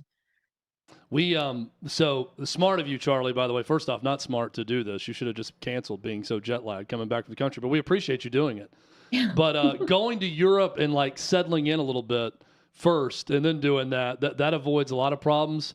Hutton and I went to London for a Titans game when they played at Wembley, and the turnaround was so quick. That's what I remember being, and I don't know if you've ever had a trip like this for work or anything else, but we flew in on a Thursday night, Friday morning, and then there was a Sunday game, and I think I flew back Sunday night. So you're there for 2 days, 2 or 3 days. So by the time you adjust, you're right back on a plane coming back to the States. That's not the way to go. No, I mean, if it were up to me, guys, we all have the same boss, so I don't know how it would fare, but I wouldn't have come back. I probably just would have stayed over there. It was so amazing. I mean, you guys have been to Europe. The food's better. There's just an energy that Europe has that the US just unfortunately does not. So I would have loved to have stayed over there, but got to make some money, and I'm back. Charlie Arnolt with us, very special guest, OutKick host, and again, follow her on social, Charlie on TV. So a judge's ruling this week. Chad and I are bringing some to the table here. I'm at a charity event, a big one last night, and I jotted this down because I don't know where I fall on this. There are a number. This is I don't know how much a table is to get in, but let's just say $5 to $10 grand. Okay. Okay. And then the live auction happens, and no one's driving up the price at all. What's the judge's ruling, Charlie, on if you're attending, you're spending that type, you're bringing guests to the table? Are those at the table that are the upper shelf that are there, do they need to raise the paddle and drive up the price, or don't they? I mean, listen, it's, you're already shelling out X amount of dollars to even be there. I mean, I would say that's more than. What about the people that didn't pay to be there, though? They're the guests. They're the invitees. No, I mean, listen, it's if you are the person heading up the table and it is up to you to bring guests. I, for example, know which of my friends are big spenders and which are a little more frugal. So if I'm going to expect them to raise their paddles and bid on the expensive items, I know which friends to invite. Okay. So, if you make the poor decision to just invite, choose whether they're just your good friends over the ones They're that spend there money. for the open bar. Yeah. I don't think anyone should have any obligation to spend. And here's the other thing is there's some items that just aren't worth spending that much money on, right? Like some items actually, when you break down the cost versus, we getting it from here versus getting it on your own, some of them make a lot of sense. Even though they're expensive, you're like, okay, I get a villa on the coast for 12 people, transportation and all meals included. Okay, it's X amount of dollars, but it's still worth it, especially because then on the back end, you probably invite your friends and be like, hey, you all have to pay me back to go on this trip.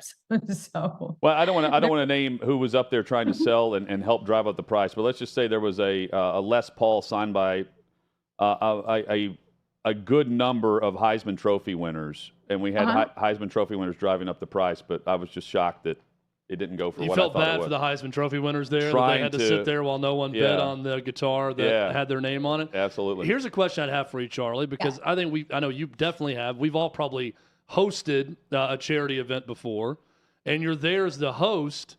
Do you feel like you've done your duty just as being the host when you're there, or do you feel also the need to make a pledge in front of everyone and or bid on a silent auction item or something else there? I'll be the first to raise my hand and I'll say, I'm a little bit cheap. So I feel like me just showing up and helping out and emceeing Chad's presence is a gift. enough. I get the uncomfortable feeling Hutton's talking about when there's an item no one's bidding on and you're up there trying to, work the mic when it's happening. But I also don't want to be the one that bids on it. Where do you fall on this? Well, yeah, I actually host every year the Make-A-Wish Gala. And that is, and I guess a really good example of they have silent auction, they have the live auction. But no, if I'm there, first of all, I don't get paid to host. I, give my time because it's important to me to give back. But no, I don't feel any extra obligation. If there's something on the silent auction table that I really like, I will make a bid, but that's my personal choice. But I don't feel an obligation, nor do the organizers of the event ever expect me to give any additional money. I try to get up there when I'm hosting the live auction. I try to come on guys, let's go. You're not going to find this anywhere else. This is such a cool opportunity. This is such a cool item. So I try to encourage people, but no personal obligation, not from me. You should just shame them. Sir, I know you're rich right here. Look at that suit you're wearing. I see your watch. Yeah, let's make it happen. Raise your paddle. Let's go. So, okay, another judge's ruling on this. I think the judge's ruling on that one is don't do something you don't feel like you can do, right? If you don't want to do it, don't do it unless you really want to in the bid. If you're at a Starbucks or a coffee shop, do you feel bad with that sound it makes if you just put your change in for the tip and don't put any cash in? Oh, in the jug and the jar? Or do you have an automatic, they turn that tip thing towards you and they're going to ask you, hey, here's your card information. And I think the first one they have at Starbucks is 20% is the one they suggest. Or do you actually go through the process, Charlie, of lowering the tip to either a specific amount or 10 or 15%? What's your go-to on this? Okay, well, at Starbucks, generally I'm either leaving $1 or I'm leaving no tip because it's Starbucks. I will generally be more generous if I'm at a mom and pop coffee shop or a local type place. But Starbucks, I'm sorry, I don't need to tip you to be a part of this.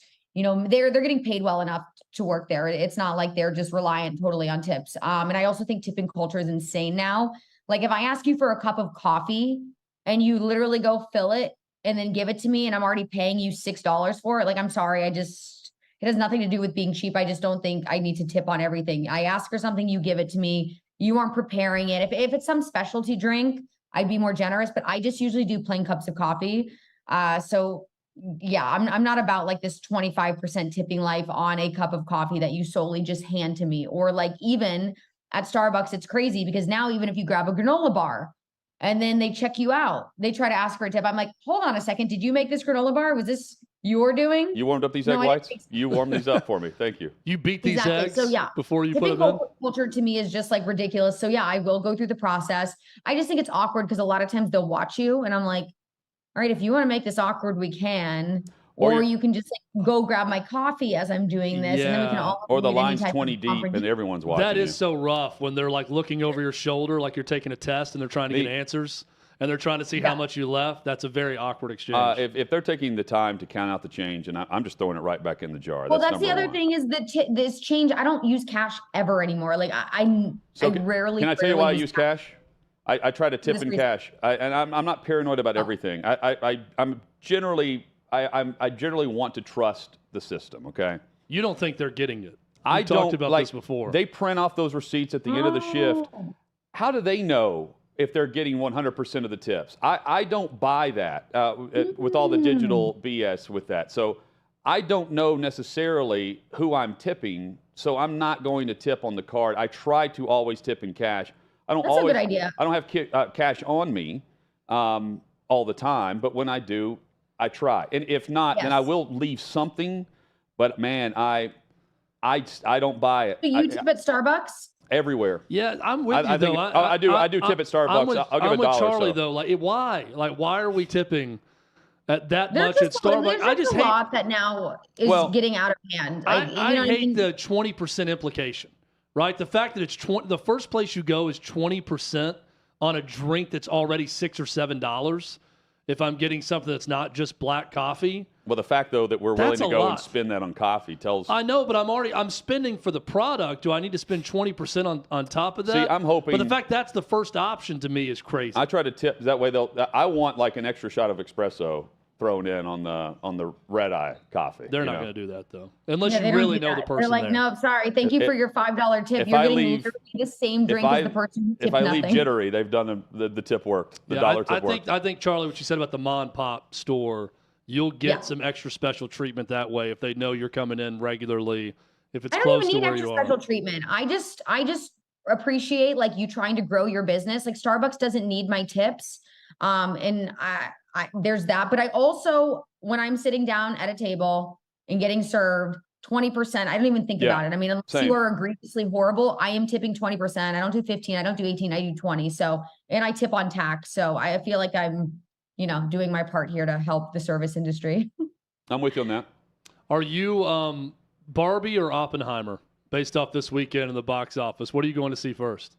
I would see Oppenheimer first. I don't know, the idea of Barbie, I was never a huge Barbie fan, even growing up.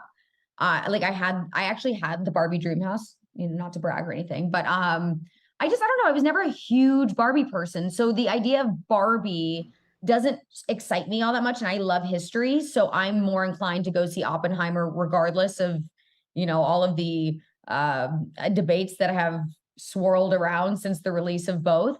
But I don't know, maybe I'll end up seeing both just so I can know what everyone's talking about, since the conversation has gotten so heavy, one movie versus the other. Well, so are they calling it, like Barbenheimer or something? Something like that. Yeah. You live in a blue state in New York. So this tracks that you would go to Oppenheimer. Barstool Sports put this out, and this is a graph we're going to show you.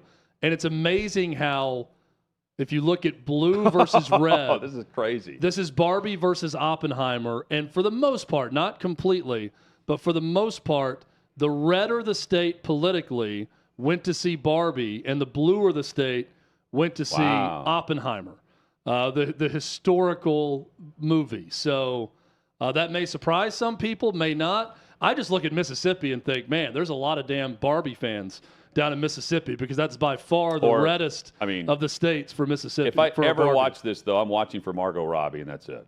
Yeah, maybe people just love Margot Robbie. Honestly, same. That's like, I like Margot Robbie a lot. Like I loved her so much in Wolf of Wall Street. That was like one of my favorite things that she starred in. So I have nothing against the Barbie movie, but I also feel like, I feel like the women down south are more like prissy, right? Like they've all there's like the whole pageant Oh, you were Like the that. envy if you had the what did you say? Debutante. You had the Barbie what? The house? dream house? The The dream dream house. house. Can you Yeah, imagine? I just feel like Barbie, like Southern women to me are like, you know, you always see them like super like put together when they're out. Yes. Whereas I walk around in sweatpants and like an old ratty t-shirt and I'm like, this is what you're getting today. I'm with you on the history. I can't wait to see Yeah, Oppenheimer. a lot of girls playing But- dress up. A lot of women playing dress up over the weekend here down south. I can vouch for that. When you look at the movie theaters. Up against it on time. Imagine just writing the script for the Barbie movie. How do you do that? That would Apparently, suck. they did a good job from reviews, but I've seen the trailer, and it's one of the worst trailers I've ever seen for any movie. I have no idea what the appeal is of the movie. You're looking having at seen the trailer. appeal, Margot Robbie there. Well, not for the women. It's all a bunch of women going to see it. But Charlie just said that's why she would go see it. It's for Margot Robbie. Charlie, always Yeah. great. We look forward to this chat every week with our very special guest. Go get Charlie some rest. Arnolt. Yeah, go. Rest up. I plan on it. Catch up next All right, week. guys. Thank you, Charlie. Thank you. See Charlie ya. Arnolt there. Again, follow her on social at Charlie on TV. Chad, you went and saw Mission Impossible. You said I did. You thoroughly enjoyed it. 9.5 out of 10. I don't even. Have you heard? Is the Oppenheimer? Is the film like factually accurate? Is it exaggerate? I don't know. I'm sure it's a little bit exaggerated, but I've heard nothing but good things about it. Yeah, but my perception of the whole thing is going to be based on what that portrays. You see what I'm saying? Yeah. I don't think they took any huge. I haven't read about any big inaccuracies in it. I don't know if there's anyone that's seen it that knew who the hell he was at this point. Weird news from the weekend. Davey Hudson joins us next on Hot Mic.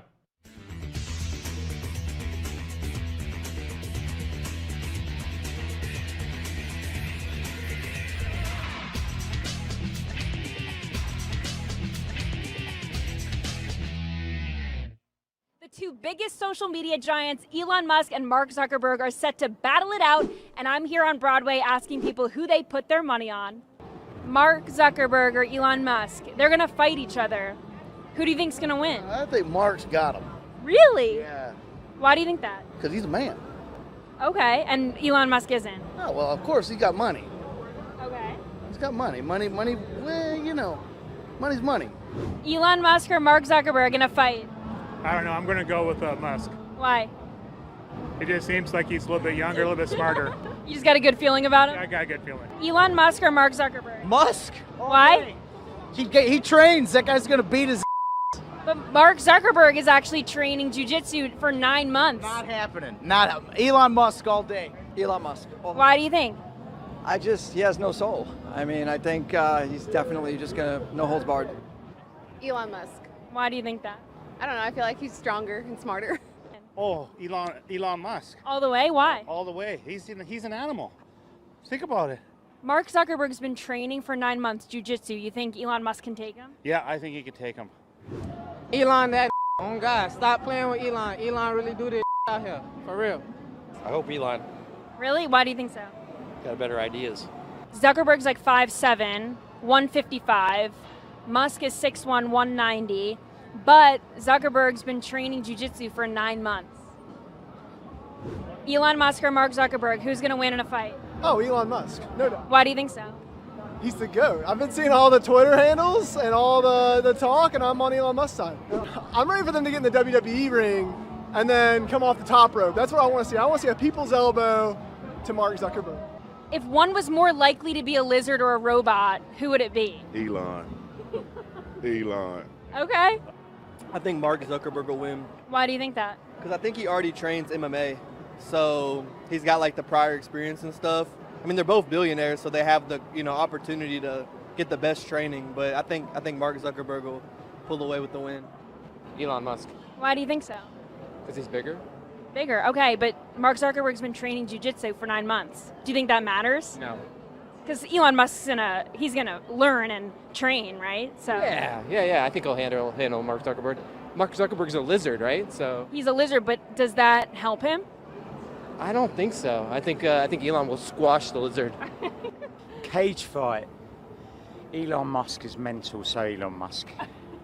All it is just he's mental. He's mentally crazy. So Wouldn't care, would he? Okay. He'd just absolutely go for it. I think Zuckerberg would be a bit more refrained. Okay. If that should ever happen, which I doubt, but you never know, it'd be entertaining. Elon Musk or Mark Zuckerberg? Elon Musk. Why? Because Elon my Musk. dad is in love with Elon Musk. Okay. I think I'm going to have to go with Zuckerberg. I mean, Threads just came out, so. Who do you think would win? Zuck.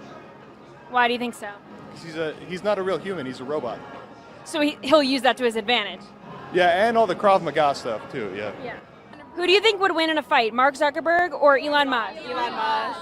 Why do you think Elon Musk? I think Elon's He smarter. works with robots, so maybe he built a robot to fight for him. But what if Mark Zuckerberg is a robot? Oh wow. Then I might have to change my answer. Who do you think is going to win?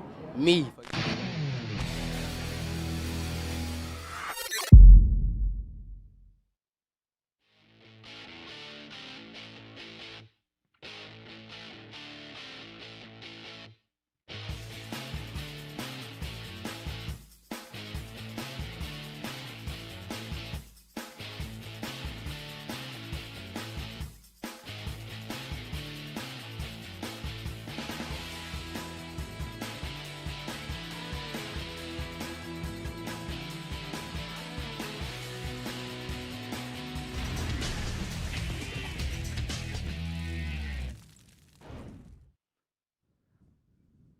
Across the OutKick network, Hot Mike with Hutton and Withrow rolls on. You can find us at 6th and Peabody with Yeehaw Beer and Old Smoky Moonshine. Coming up in about 40 minutes, Shannon Terry and Grant Frerking. They get it done for On 3, all things name, image, likeness, transfer portal, and more. What's real, what's not, based on what we heard from Commissioner Greg Sankey, from Lane Kiffin, and the podium time they had and the time spent on the direction of where players are taking this for name, image, likeness. And what's not being discussed, what's not being brought up on purpose. We'll get those answers coming up in hour number 3. Right now, though, it's time for the strangest headlines of the weekend. Let's get weird with Davey Hudson. And 5, 4, 3, 2, 1, 0, talking now. Hey, guys. Davey back in studio with us from SEC Media Days. I had fun over there. You guys talking about the Barbie Oppenheimer, was asking... You saw both? A lot of the players. I've actually not. Double feature. I am scheduling an appointment to go watch the Oppenheimer on the 70 millimeter at, what is it, the Grand Ole Opry Mills? Oh, on the IMAX? Theater. It's Opry Mills. Opry Mills, yeah. That's good. So you'll enjoy that. Yeah, there's only, I think somebody said there's like 19 of those locations in the country where they have the 70 millimeter. I don't know, but I did the 4DX Mission Impossible deal this week. And I went to space and watched it. I don't know if you guys have done this, but that's where the seat moves. Zero gravity. Yeah, I mean, well, when Tom Cruise jumps off the cliff in Iceland in the stunt, like they make you feel like you're almost suspending upward in the air. I've got to do and that. when there's a gunfight, burst of air go past your ears and head on each side, and you get hit by water in the theater during the experience. It's a full immersive experience. Let's watch that for Barbie. Let's do I it. would recommend it one time and one time only. I think the next time I'd just rather see it in a theater where I'm not being doused with water. You'll love it though, Dave. Yeah. No, I'm looking forward to it. Chad, I have not seen the new Mission Impossible, but is the main villain of, I don't know, we'll say Russian descent? No. No? Wow. Okay, no, they switched he that is. up. I don't think there's a single Russian in the movie. The main villain is of Spanish descent. Okay. But Spaniard. It's amazing because these are international blockbusters, so they have someone from almost every country that's represented in the cast because this movie will make over $1 billion across the globe. So they make sure to have a very international cast in all these movies. It's not going to be an Avatar, even though no one that I know saw it, Chad. Not a single Chinese person either. So Tom Cruise, not bending the knee. Yep. Not bending the knee to China. Well, guys, I bring up the Russia question because our first story, while it's sad and it's concerning, it's at least something I wanted to bring to the table. But NHL player Alex Galinchik, I think that's how you say it. I don't really know. Probably not, but that works. He has officially put himself into an assistance program. I don't know if you guys saw the story a couple weeks ago where he was arrested for drunk driving. But while he was arrested, he ended up threatening the cop, made a lot of vulgar comments towards this officer, threatened his family, and also was saying that he had ties to Russia, which is just weird because he's an American-born player. And so the fact he would go out on the limb, but the big story, obviously, he was cut by the Coyotes. He was previously playing for the Colorado Avalanche. And so that was just kind of an update there. But the fact that while you're getting pulled over in Scottsdale, Arizona, you start threatening the cops cop's life, and also saying that you have ties to a country that, as we all know, Yes. just bringing that up is going to raise some concern. I feel like every celebrity that's gotten a DUI has gotten at least one in Scottsdale, Arizona. Charles Barkley got one there at one point. I feel like I think half the people that are celebrities, especially in sports, that are arrested for drunk driving, at least 50% are arrested in Scottsdale. This is also Bob Huggins taking thought he was there. Yeah, he was actually driving to Scottsdale. He just went east on accident and ended up in Pittsburgh. This is the another take on the "do you know who I am" approach, right? When the cop pulls you over to say, "You don't know who I am. I have ties to the Russian mob or to Russia." That's taking it to an extreme. Not a smart move by this guy. He has Belarusian family members. Yes. He's of Belarusian descent, but was born in Milwaukee. Yeah. I mean, I'm sure he does have ties. Do you think this is just let's deep dive on this for a moment. Do you think he's doing that because he's trying to he's drunk, so he's making excuses, right? He's trying to get him to let him being go. stupid, yeah. But do you think he's also played this in his own mind to be, I don't know, with those that were born in Russia, born and have the same lineage that he's trying to fit in there in the locker room? It's like imposter syndrome, where he shows up and he feels lesser than because he's not an actual Russian. No clue, but I'm curious why you even bring that up. Well, you're threatening him. You're saying, I have ties to people who can kill you and your family, so you need to let me go. Well, and that's where he's going. But with he it. very well may have ties, for all we know. Yeah, and he very well may have killed that cop and his family, for all we know. Yeah. But now we won't know because he's in assistance program. A big leap, though, to go from "don't you know who I am"? I don't think you would. I think most people. I don't have a ton of experience when it comes to hitmen and those who kill people for fun, but I would say that most of those Russian mob-oriented people that would kill you and your family probably aren't telling you that drunk in a traffic stop in Scottsdale, Arizona. They're probably keeping that part quiet and not just flaunting that right off the bat. That would be my guess. Also, and Davey, I wonder if he played in the KHL. If he, again, don't know. Yeah, but if he did, then that's no, the he's connection. American. He's a straight up American. No, but he can be drafted to the KHL. As an American? You can get drafted in the KHL? I think based on lineage, yeah, based on descent.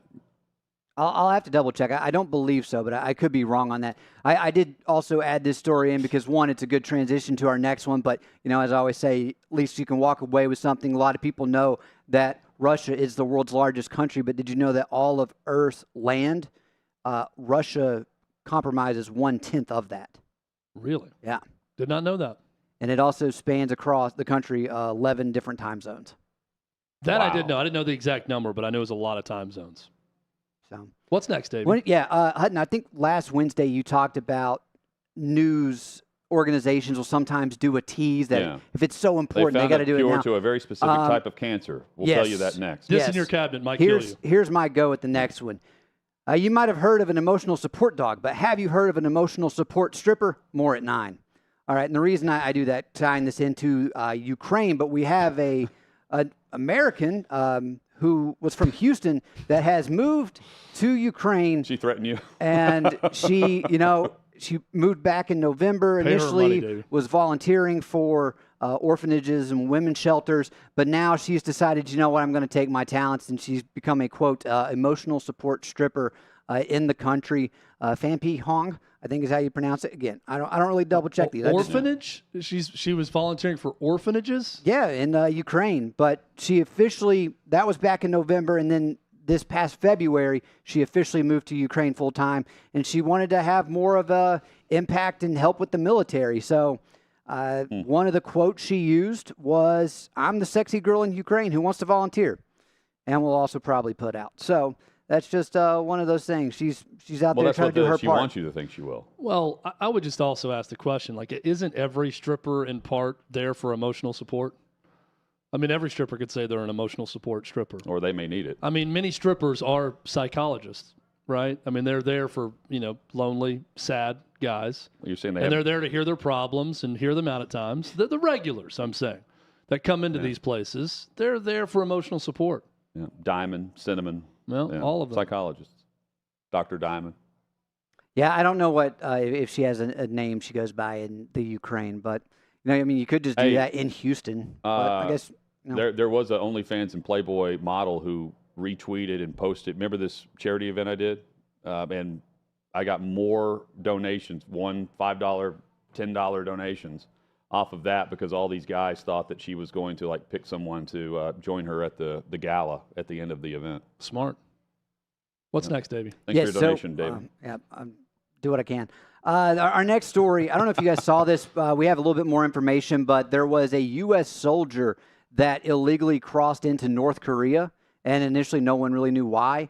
We do have some more information, but the guy, Private Travis King, who's 23 years old, U.S. Army, this past week just decided, you know what, I'm going to go into and defect into North Korea. I put it, kind of ran out of room on the headline. So He knew he was doing it, though? Yes. Okay. Yes. But just to keep things shorter, ended up putting DPKR. I think that's, did I get that abbreviation? Democratic People's Republic of Korea? DPRK. DPRK, yeah, I said that wrong. That's a good way to correct me on that one.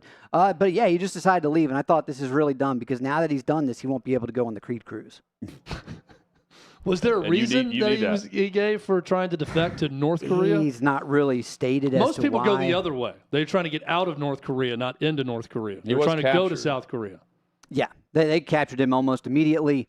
It's actually, I was kind of reading up on it, and apparently it's more of a hassle for North Korea whenever they get these people that defect this way because, one, it's still against the law to illegally enter, so they're going to have to try him for that. I think the UN command is currently in talks with North Korea as far as trying to – but it's like it's one of those things. Do you even take the time to try to facilitate this guy's release if he's willfully going over into this country? Well, I need to know if he's is he mentally ill? I mean, again, like, is he going over there because he wants to die?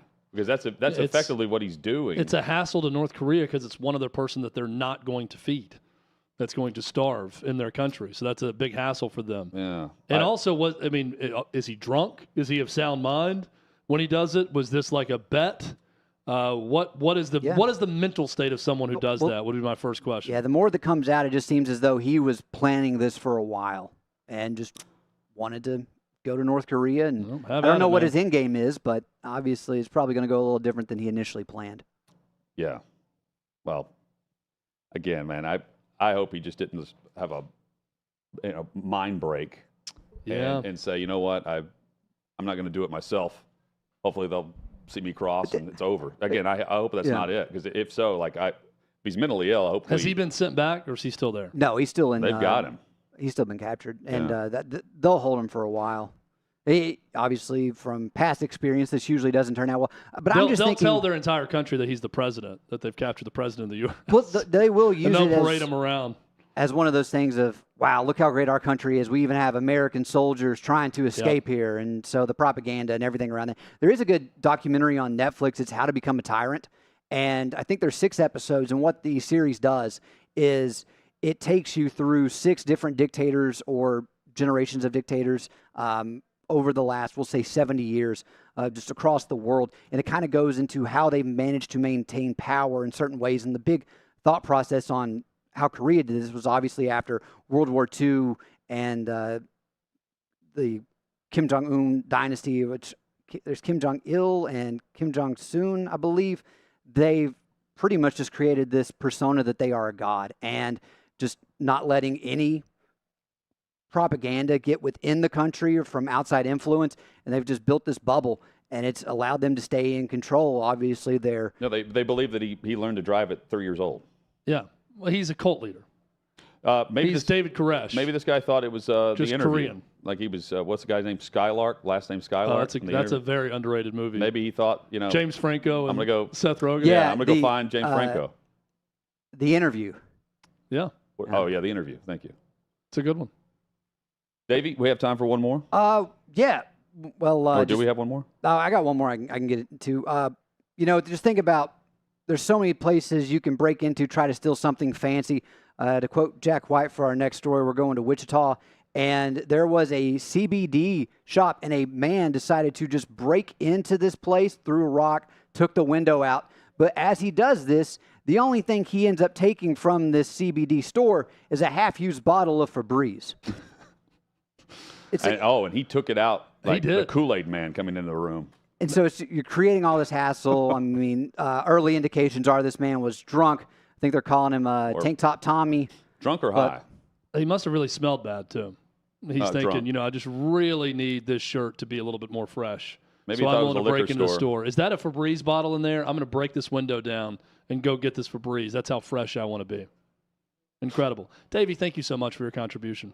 Appreciate Davey you. Hudson. Weird news from Don't the defect to the North weekend. Korea. That's the moral of today's Let's Get Weird. Don't do it. If you're thinking about it, don't. Yeah. It's not better over there. They will No. starve you. Yeah, the human rights a little bit different there. A little bit different. Megan Rapinoe would find that out if she ever played for the Democratic Republic of Korea. People's Republic. Wish I would have Whatever it is. learned to drive at the age of 3. Yeah.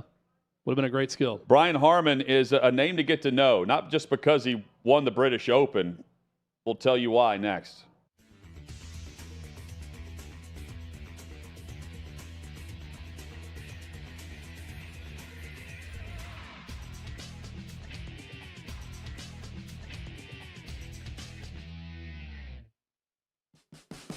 What you're experiencing is the bold taste of a Southern legend. Old Smoky Moonshine and Whiskey, authentic Tennessee mountain-style spirits. We believe in crafting flavors that were born from tradition but defy expectation. And pioneering a new experience with every sip. Because if it doesn't do this, it ain't this. Old Smoky Moonshine and Whiskey. Come on.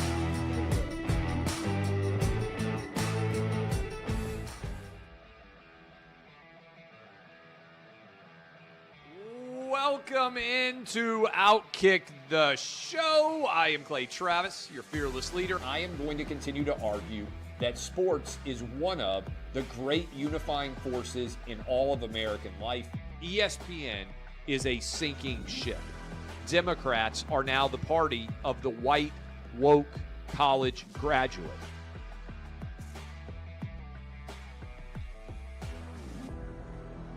We live in a land of participation trophies. You gotta lean into the turns.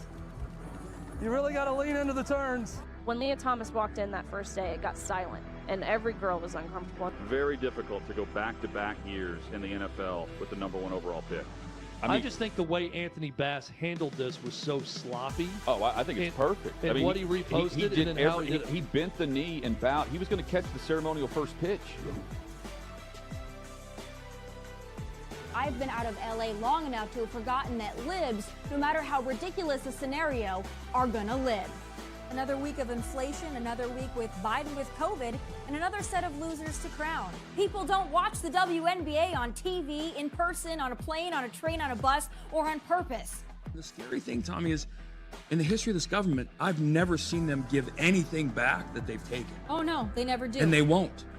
When you're behind closed doors, when you're talking to plant managers, when you're having meetings, when you're with the team, was there an acknowledgement of any of this, an acknowledgement of the situation, the boycott, and then the doubling down about moving away from the fratty image?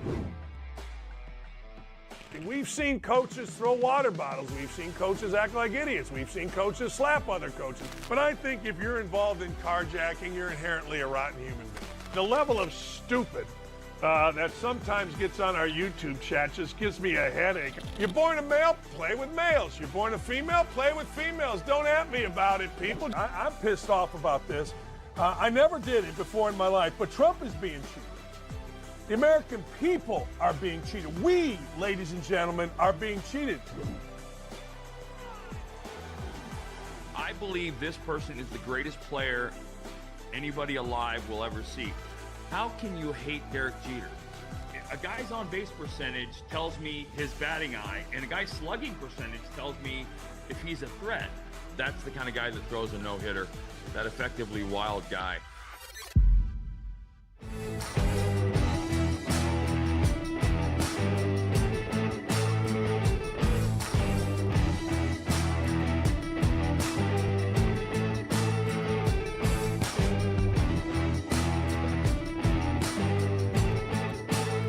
Old Smoky Moonshine and Whiskey.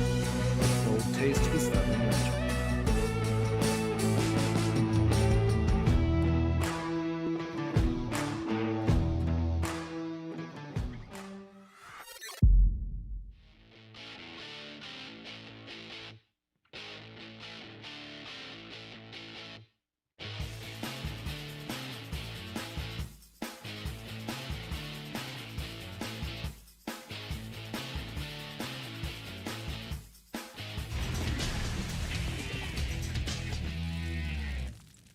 Just like that, the final hour is here on this Monday edition. Hot Mic with Hunt and Withrow across the OutKick network. Coming up in 20 minutes, what's real and what's not with what we heard from Commissioner Greg Sankey, from head coaches across the Southeastern Conference like Lane Kiffin, what we may hear from Big Ten coaches, the most powerful conferences, the SEC and the Big Ten, and when it comes to the authority on name, image, likeness, coverage, and with transfer portal and more, Shannon Terry and Grant Frerking from On3 Sports joins us in studio. I'd love to, and these guys are going to do a good job with it because they know as much or more about it than anyone else out there. But I'm ready for a down the middle take on all of this because we got Andy Staples over here who we talked to last week for On3 who's like, there are zero issues. There's no problem with it. Sport's never been better. Let everyone do whatever they want. Coaches need to shut up. The market will dictate it, no problems. Then you have Lane Kiffin acting like college football might end in the next 2 years because it's such a cataclysmic disaster. Right. That is NIL and transfer portal and everything else. And I can see the need for some sort of regulation or rule book, just like you have in the NFL with it. But I also kind of understand that, you know, you might have to let the markets decide. And when the markets decide it's not fair. And then I keep going back to the fact that college football's never been completely fair, depending on what program you are, what history you have, what resources you have. It's like we've long Saban can vouch for either side he wants to. He's going to win either way. He's going to adjust, right? I'm curious for what continues to be pushed on behalf of the power conferences and what we will hear from Tony Patetti as well versus where we're going to see players take this. Because they're meeting with the NCAA later this week up in Indianapolis, I believe tomorrow, and then Wednesday, Big Ten Media Days gets underway in the same city. There's a lot of news that will happen from that, and I'm just curious from the NCAA's perspective, after taking a huge step back, now under new leadership, they're meeting with athletes, they're bringing them in to see what it is exactly that they're looking for, regulation, revenue share, whatever it might be. Shannon and Grant will have the very latest. Well, what they should want, if you're an athlete right now, is exactly what you have. Well, or very little to no regulation. Or representation because of the, again, like you're either going to have regulation or you're going to be taken advantage of when it comes to potential agents, but also the television contracts, what you're going to be doing, not doing. You're going to be, you're compensated for your name, image, likeness. But here's $500, which is more than what you had, but it's not nearly what is known to be available, but you're not able to see the books. It's very strange where we are, and it's also interesting the NCAA's bringing them in to discuss it. Well, we'll find out why, because Sankey's not discussing revenue share. We know that. TV networks aren't doing that either. That's not what they want either. So I think the players have it best right now. We'll talk to Grant and Shannon about it, but the people that are complaining about NIL, for the most part, there are some players like, man, I wish collectives would do what they say and this and that. There's collectives now picking up that part of it and trying to be completely on the up and up and make sure that they are delivering what they promise in contracts to players. But the players have it pretty good right now with no regulation. Chad, Brian Harmon was very good at the British Open, at the Open in Liverpool. And I'm going, okay, let me learn more about this guy. He hasn't won on tour, period, in over 6 years, never won a major. I think his total purse over his career is like $30+ million, which is great. But again, he's not atop the leaderboards. He is third place right now, though, in the U.S. Ryder Cup point standings. And the top 6 after the BMW Championship, which is August 20th, so we're just around the corner from that. The top 6 automatically qualify for the Ryder Cup. So the American that won the Open, we will likely see represent us at the Ryder Cup. We will see him a lot more. I almost feel like if you are an American that goes overseas and wins the biggest international tournament, which is the Open Championship, you probably should just automatically be invited on the Ryder Cup team. I mean, because of the elements. You stormed Royal Liverpool. No, I'm just saying, like, you went into Europe and you won as an American. If an American wins that tournament, you're in. I'm all for just automatic exemption right into the Ryder Cup team. And it looks like Harmon's going to have earned his way there regardless, so it won't matter. Going to storm Rome. But I'm ready for him to, after he stormed the home of the Beatles, let's storm Rome next. Bring it on. That's right. American winning internationally in Europe is good enough for me to go against Europe in the Ryder Cup. Chad, I was checking social because I was looking to see the leaderboard Saturday, moving day, of course, yesterday. And at no point did I think, I'm going to flip over and see anything dramatic.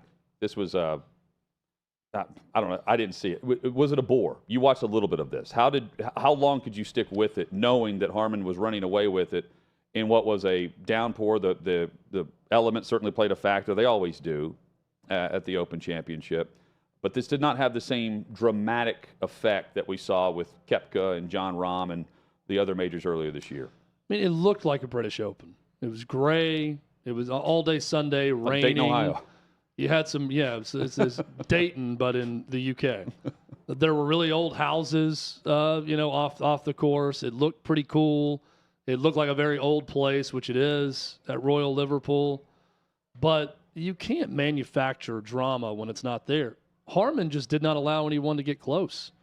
So I'm looking at Sepp Straka 6 strokes back, and Cameron Young, and Jon Rahm at one point at 6 under when, Harmon's at 12 under. There was just no real drama throughout the tournament. So for the British Open and any major, if you don't have that level of intrigue and you don't have a back and forth like that, I mean, it's tough to make it something that it's not. If it was Rory McIlroy, in his return winning a major and he's up 6 strokes, then it's probably a bigger deal. Probably it is. But with that, there just was no drama. But golf's in a really good spot. I think the perception is it's not because of all the drama with the back and forth with the merger. And I'm going to continue to call it that because that's what it was before they decided to change it, before they went to Capitol Hill. But golf's in a good spot because we could name a pretty good list of players that would draw us to that, right? It's not just 1 or 2.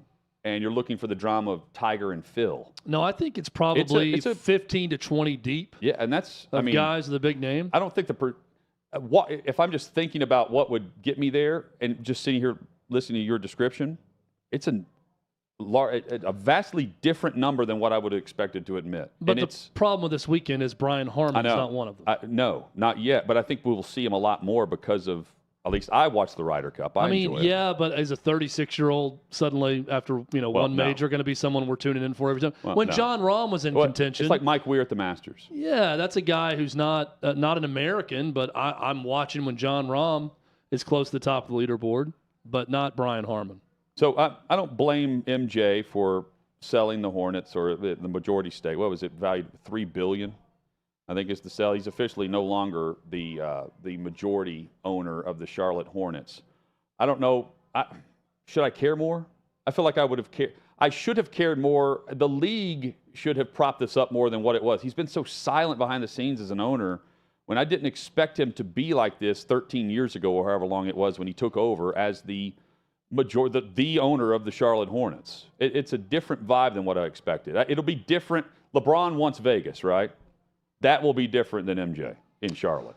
What if LeBron and Michael both owned a Vegas franchise together? Really putting to bed the whole LeBron versus MJ deal. They just decided to be co-owners of a team in Vegas. That would be something. I saw over the weekend Magic Johnson posted on Instagram a photo of him and Cookie, his wife, Michael Jordan and his wife, Yvette, and Samuel L. Jackson and his wife, all enjoying a dinner together at some Michelin star restaurant in Capri, Italy. So not that MJ doesn't have money outside of that, but that's also where that $3 billion sell will help get you if you're Michael Jordan. The profit off of the Jordan brand Nike stuff is just incredible. Yeah, I'm as big a Michael Jordan fan as there's out there. I did not give a damn about the Charlotte Hornets while he was there. So I don't know that any team ownership would But I don't think get me excited about him. And I'm also not because they're blaming not the league. good. Yeah, well, If they're in the finals and he's courtside as the owner, we're caring more about Michael Jordan and his ownership in a pro sports team. Yeah, but he wasn't. If he goes and owns the Chicago Bulls, he's barely visible. Though. If he was watching the games, he was like tucked away in a back corner. Yeah, we saw the spot that he normally occupied. It was like off to the side of the bench. Yeah, I don't know. It was intentionally behind the scenes, and I wish it wasn't. Now that I look back on it, but in the moment, I didn't really care. It's not. Jordan should not be an afterthought if he's owning an NBA franchise. I guess that, and he was. So. Well, because and the Hornets are too. Because they sucked. Sure. If he would have been better as an owner, wouldn't have been an afterthought. Chad, you saw the quality of the video, of the music video that was shot at Florida A&M with the football team that has suspended all team activities for the time being based on a rapper that went in and by the way, the did a news music just video. came down. They have now lifted that suspension. Oh, so this is they're back to work today. It was 4 days they suspended activities. They're back to playing again at Florida A&M. So the head coach, he said that he suspended, weights, team meetings, whatever, practices, whatever, while they figured out who was a part of this and who made this happen. Pretty guess. easy to tell based on the video. Like how'd they get in and do all this without their knowledge? And then once they decided that, then they would decide punishment for those individuals. This is also, they've got their media days in Birmingham tomorrow, I believe. So this is ahead of all of that too. Well, you have to. They should come out to this song. The production quality. Remember the old rapper Haystack? That was a local Of course I rapper. did. It looked like something Haystack would have done on a VHS tape. That's how I would describe the production quality Maybe that's a of throwback. what happened. Maybe it's excellent production, And though, to get that unfortunately, feel. for most HBCU programs, that's their production value. Deion Sanders shined a light on this. Oh, I think this is... Ed Reed shined a light on this at Bethune-Cookman. It's a sad state but this isn't, for a lot of those programs. This is is another example. But this is a well-known rapper that this is his video, not their player. It's not the players in it. That the rapper somehow got in with the players, and they were like. But why Florida A&M? Why there had to be some connection? I know. Maybe But, they'll tell us. The quality of the video, though, is on the artist, not the player. Hutton, Northwestern has 2 external investigations going on right now. They've commissioned. Maybe. How many external investigations do we think Florida A&M will be commissioning outside counsel on this, or do you think that the None football needed. coach talked to the players, found out who's cousins with the rapper, and then decided to suspend them for 1 game? He probably already knew, but to Florida A&M's credit, at least they're more public than Northwestern was about their investigation. Hey, they said they're going to be public with this next one because now it's the Me Too of college sports, is what the plaintiff attorneys are claiming. Chase Claypool, he was traded from Pittsburgh to Chicago, done nothing since. We've talked about him less than we talked about Jordan as an owner of the Charlotte Hornets, Chad. Well, what we talked about when it happened was how weird it was. Of all the possible places for him to go. And now at going the time, into camp, Chicago was one of the last we would have thought about. Yeah. And now he's going into camp. He's on the physically unable to perform list. So not working out, no. And Chicago's got a ton. They still have the top money available in free agency and salary cap. Well, but the craziest. They're waiting on potential cuts. And keep in mind, all the cuts this year in the NFL will happen on the same day. They're going from 91 to 53 on the same day. Craziest injury news is Naheem Hines of the Bills. I don't know if you've seen this, but he is going to be out probably for the season because of a serious injury suffered on a jet ski. Yeah, how do you feel about this? You were just on one. I was just on jet skis recently. I could see how it would happen. Clearly a newbie on a jet ski, but it almost sounds like someone thought they were trying to go in reverse and he was on the left side, and he was seated in another jet ski, and someone floored it and hit his leg and severely injured his leg, and he's out.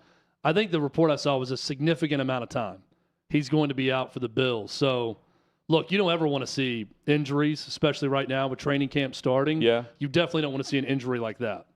Well, and now Hines, because he was traded to Buffalo from Indy, the immediate player that comes to mind is Dalvin Cook. Does this open the door if there's no legal ramifications behind the scenes? But, the reports were he offered, was it his ex-girlfriend, I believe, that has the lawsuit against him for assault. He had offered $800,000 in the settlement. A part of that was made public before it was sealed was, and now he's reportedly offered $1 million. A part of that was she had to write a letter to the NFL absolving him of everything, saying that she, lied. And the settlement, there was an ask for that, which she has not agreed to. But that would indicate that he knows he's going to be suspended, or his agent does. And that's really the only way, if he signs with a team now, that he wouldn't face a suspension based on a settlement. because he's continued to deny this, but the settlement payment would be for her to tell the NFL that none of this is legit, which is what he's been saying from the first time this became public. Well, and the report was, what, $1 million was the offer It was, to her? it was 800. Now it's up to $1 million, according to the documents and the reports here. And the thought is he is going to face a suspension from the league.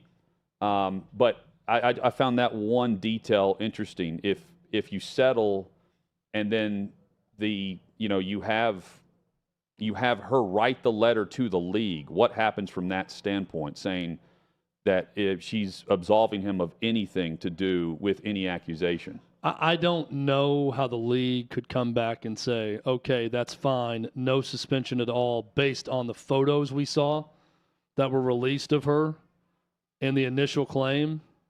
I think the ability for someone to pay her $1 million as a player so she signs a piece of paper, right? I don't think that's going to stop Roger Goodell from suspending him. And I think I could be wrong, but I don't think, and I think that's a big part of the holdup right now with Dalvin Cook. Yeah. Is what's going to happen next with that. Nyheim Hines, though, with the injury, I mean, they face a spot where the Buffalo was scrambling at the trade deadline to get him last year for just a piece to the puzzle in the postseason. They barely used him, but they clearly had a plan for him when they acquired him, and Indy got out of that contract. Now they've got to scramble, and, well, they get to prove it to the league and prove it to Saquon Barkley and others that, hey, running backs, we'll go find the next guy. Shannon Terry, Grant Frerking, we discuss name, image, likeness. What's real, what's not? That's next.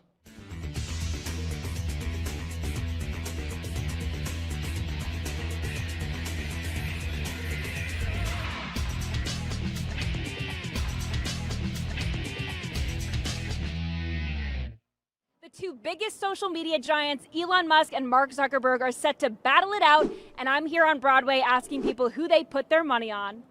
Mark Zuckerberg or Elon Musk, they're going to fight each other. Who do you think's going to win? I think Mark's got him. Really? Yeah. Why do you think that? Because he's a man. Okay, and Elon Musk isn't? Oh, well, of course, he's got money. Okay. He's got money. Money, well, money's money. Elon Musk or Mark Zuckerberg in a fight? I don't know. I'm going to go with Musk. Why? It just seems like he's a little bit younger, a little bit smarter. You just got a good feeling about him? I got a good feeling. Elon Musk or Mark Zuckerberg? Musk. Why?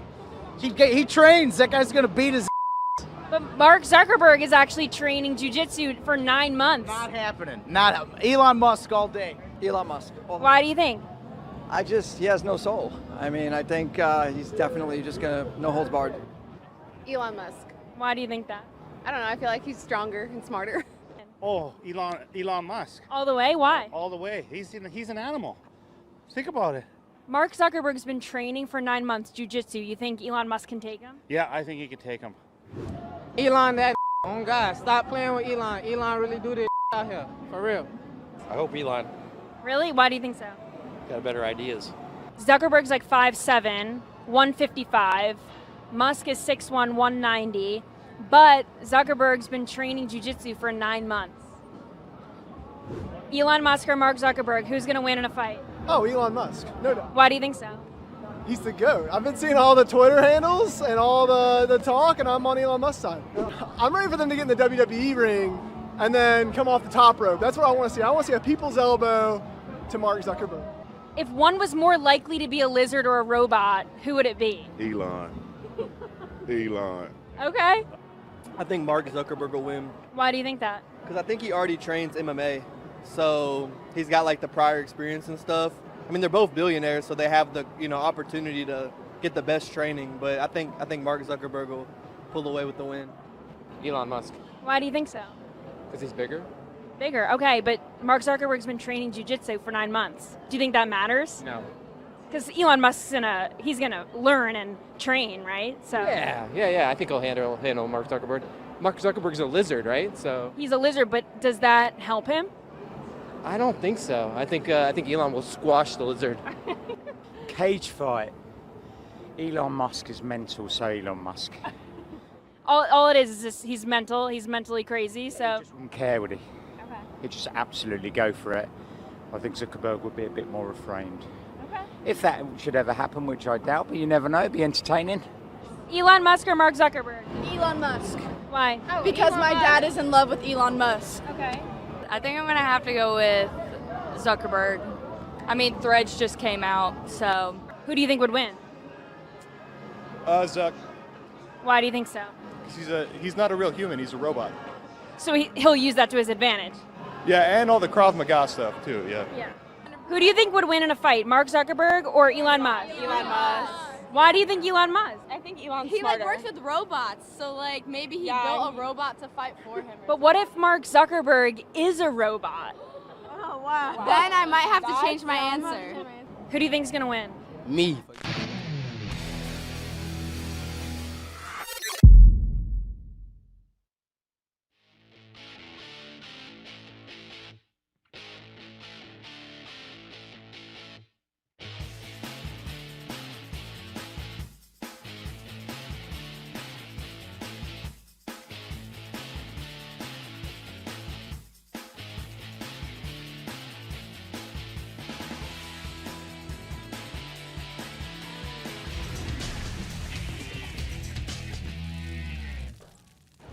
Sixth and Peabody, our location with Yeehaw Beer and Old Smoky Moonshine. Hot Mike with Hutton and Withrow rolls on across the OutKick network. Last week, with the SEC in town, our two guests in studio with us here at Sixth and Peabody making the rounds. And the coaches, Greg Sankey, making the rounds as well, discussing name, image, likeness, transfer portal, where we're headed, what's right, what's wrong, and who needs to fix it. Shannon Terry, Grant Frerking, they're here from On3 discussing all things NIL, which they've done with us several times. But I'm glad you guys came in today. Good to see you guys. Recapping the week that was, looking forward to the Big Ten discussion. But Shannon, Grant, chime in on this. I just want to, right out of the gate, Greg Sankey and Lane Kiffin were the most vocal a week ago. Where did you think, you know what, they're on the right track, that he's correct? Where did you think, what, they're not giving the total picture of where we're headed and the scope of what everyone should know versus what we think we know? Does that make sense? Wow. They're not telling us everything clearly. Hey, great to be here, by the way. Traffic was a mess. Welcome to the new Nashville, but you know what? Is it ever not a mess now? Nope. It's unbelievable. It is It's what never it good. is. Yep. We'll have. Thank you guys for coming in. Yeah, we appreciate it. We'll have Chad send the Uber next time for you. I'll go out and direct traffic for you right after this. We'll make sure to get you out of here. So did you leave frustrated last week, Shannon, or did you think that they're really trying? So interesting, or not interesting, but NIL was the topic of discussion. Ball's just around the corner, and we're talking about NIL. So that's just where we are now. And they planned that. The interesting thing to me was, I think the thing that stuck out with me the most was when Sankey got up there and he said, there's only one way to fix this. It was very clear about that, and that was a federal bill. And so, he had the stage, he had the national attention, and he chose to go, all in on the efforts in Washington that are taking shape now. Grant, you hear the same thing? You made a lot of rounds doing interviews. Yeah. I think what you got out of Sankey was about what you would have guessed going into media days. Now, I think if you want to take a little different perspective, what Lane Kiffin said, and he said a lot, and he would kind of get aggressive, and then he would kind of take it back, right? But what he said in his generic perspective on rev share was really interesting. He included to go on and say even with a rev share model, there's still going to be traditional NIL going on. Absolutely. There's also going to be donor payments under the table going on. Absolutely, right? But he was really the only coach that got up there. You had Kirby saying, I'm not an expert on that. I'm not going to touch it. But Lane was the only one that really went up there and said, I think a rev share model could be interesting, right? And, I think that will spark a lot of discussion and, something that Shannon and I think, could be really interesting. I think you guys have always been very practical about it every time we've talked to you about all these issues, NIL, transfer portal, everything. I hear Lane Kiffin use a word like disaster. This is the college football. This is a disaster for college football everywhere. We had your guy now at On3, Andy Staples, on the show. And, I asked him a question about it. He's like, why are you even asking me about it? It's no problem at all. no issue at all with NIL. They're working it out on their own. Why does anyone care? Why is Greg Sankey talking about it? Why is Lane Kiffin talking about it? I can't help but think maybe the answer is somewhere in the middle of those two approaches. But what do you guys think about what's the coach's motivation for almost all of them saying, boy, this is a big problem? We got to come up with rules on this. Look, I think it's all kind of a big rouge to a degree. Okay, let's just peel this back for what it really is. There are 520,000 NCAA student athletes, right? Okay, 170,000 are Division I athletes. Power 5 football, which is the big revenue driver of the $3.8 billion in revenue they're going to take in. Power 5 football, almost 6,000. High major basketball, 1,900, for a total of 8,000 athletes that we're really talking about here. If you carve into those 8,000 of those 520, and you do the standard 80-20 kind of analysis here, we're talking about $240 million going somewhere to around 1,600 athletes. Okay. So for all the cries about the North Dakota pole vaulter and all the different things, this comes down to one thing: protecting the revenue share. Okay? That's what this is all about. Okay? If you take collective money away from the athlete and you look at true traditional NIL, it's a really, really small place. So all these numbers you're hearing about billions of dollars and all that, BS. Okay, it really just comes down to these select group of about 1,700 athletes that are about 85% of the overall NIL market. And it's all hands on deck to keep them out of that compensation around revenue sharing and overall revenue. So is that why they're turning? Is that why Sankey is turning to the federal solution here and not just coming out and trying to lead it on his own? We had him on. Yep. I said, I feel like you get things done. If you wanted to lead this charge, and I mean, I know he's gone to Capitol Hill, but he's thumping on the podium last week. And who does he work for? Well, he works for the presidents, right? The SEC. But they could come up with their own model if they wanted to. They're asking. I mean, he works for the presidents who are also asking for regulation, right? They could also present the regulation. I didn't get a sense he was very optimistic about it with his tone.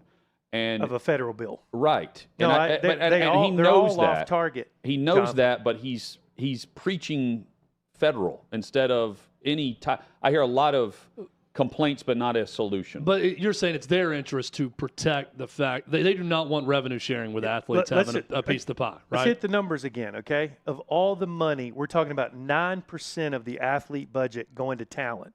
Any other talent-driven model in the world would be over 50%. Okay, so if there's a $200 million athletic budget there, and you say, half of that's coming from football, you're talking about $50 million, okay? But are they worried that the 9% becomes a 49.5%? Through revenue sharing. And that would also be through a union that would form to get that percentage? So that's why they don't That's the worry. We're just protecting. They know it's 9%, but they know what it will balloon to. What it can be. And so how do they stop it? How do they actually just kick the can down the road? Well, what a federal bill does, which is interesting, is that it would give the power back to the NCAA, which has been able to suppress those figures for decade after decade. If they don't get a federal bill passed, it will be almost impossible. Shannon Terry and Grant Frerking in studio with us from On3. They are the authority when it comes to name, image, likeness, transfer portal, all of it in terms of the college coverage. Grant, NCAA, they're hosting athletes this week ahead of Big Ten Media Days up in Indianapolis. What do you expect from these meetings? What do the players want to get out of it? Why is the NCAA stepping up and wanting to do this now, finally? Well, first things first, I don't expect much. Okay. But, it is it's nice to see that they're actually trying to include the athlete's voice in it. They have athletes from Florida, Alabama, Notre Dame, Colorado. All sports represented here? Well, that's the thing. I'm really interested to see the list of who. Or is it the 250 or whatever we're talking about? These universities have the ability to send whoever they think represents NIL the best at their institution. Okay.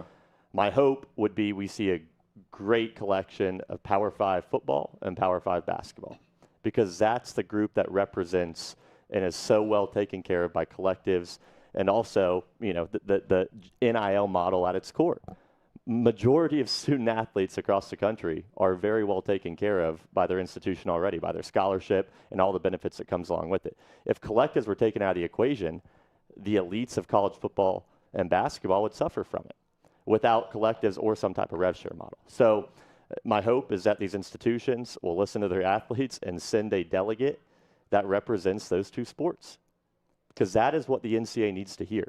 When the D1 SAC chair inks that letter and it's a pole vaulter from Minnesota, I don't know who it was, right? But it wasn't someone representative of where majority of the dollars in the NIL world are being, flowing in from.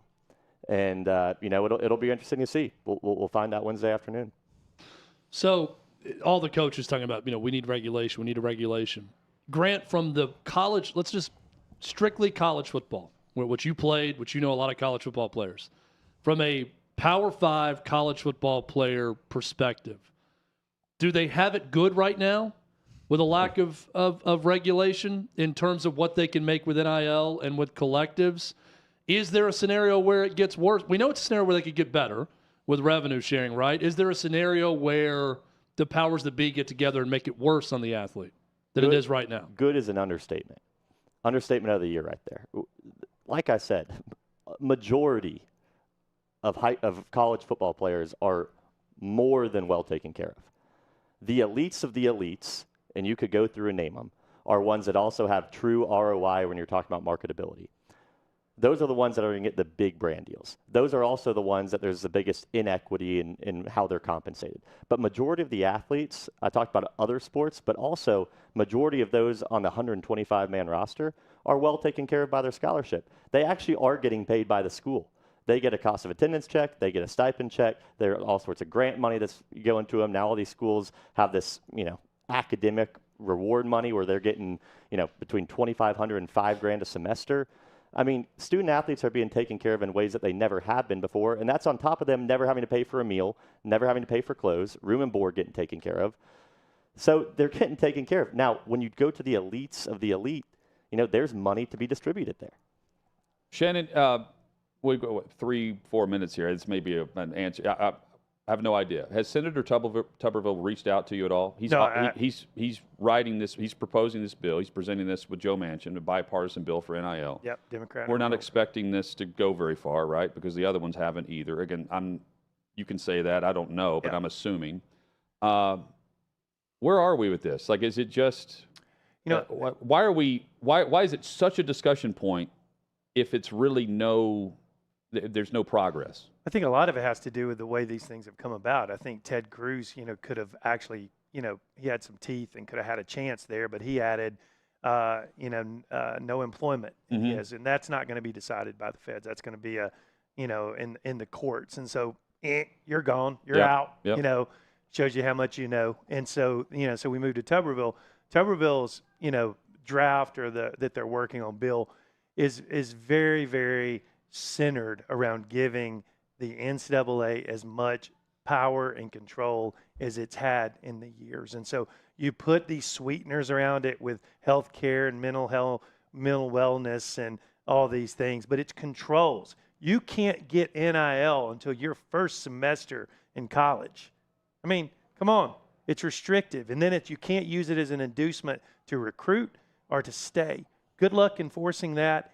And talk about confusion for the coaches. Well, and in the state of Missouri, for instance, where it's wide open for that specifically. So it's going to, it's going to be wrought with the same problems as the others. And to expound on Grant's point, we're very practical here. The college athletes, P5 college athletes, high major basketball, they have the best situation in the world right now. It's just this few 1,500 that we're talking about.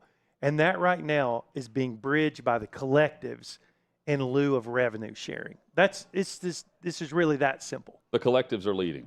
So the collectives are leading. If revenue share comes, then collectives will go away, and it'll be about the same amount of money. So it's not like the athletes in general are going to go, significantly higher than where they are today. The collectives are just a bridge right now until this thing works itself out. Or they're the solution, a third-party solution in which we actually think they could be if the conferences and the NCAA got in a room and worked it out. Minute left, because Grant, I'm sitting there last week and I'm thinking, man, all of these stations, all the media discussing this. Yeah. I hear they're regurgitating what they hear on the podium, what they hear from a coach. They're repeating the complaints. Yeah. There's not much leadership going on, even at the podium. I think Sankey's leading, but he's also looking for someone else to do it publicly. Yeah. He's definitely doing behind the scenes. It's Greg Sankey. 100%.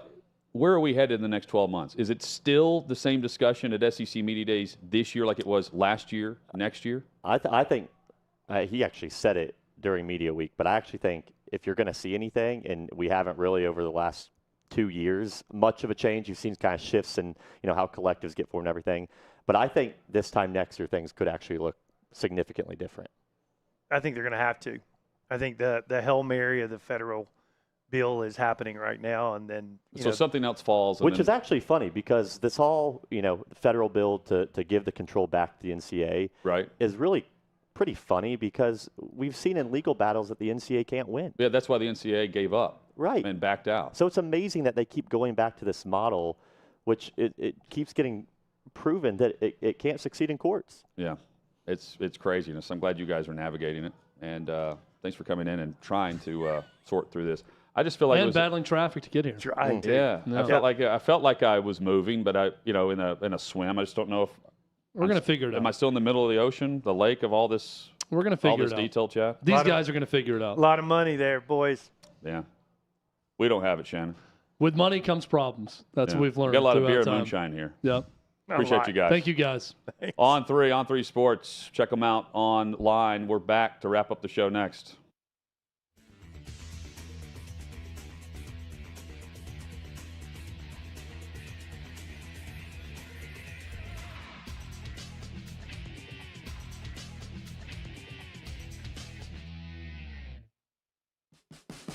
What you're experiencing is the bold taste of a Southern legend. Old Smoky Moonshine and Whiskey, authentic Tennessee mountain-style spirits.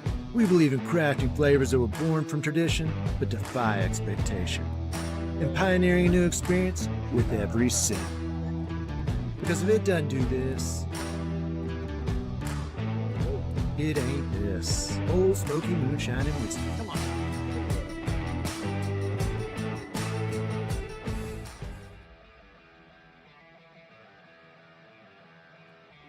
Welcome into OutKick the show. I am Clay Travis, your fearless leader. I am going to continue to argue that sports is one of the great unifying forces in all of American life. ESPN is a sinking ship. Democrats are now the party of the white, woke college graduate.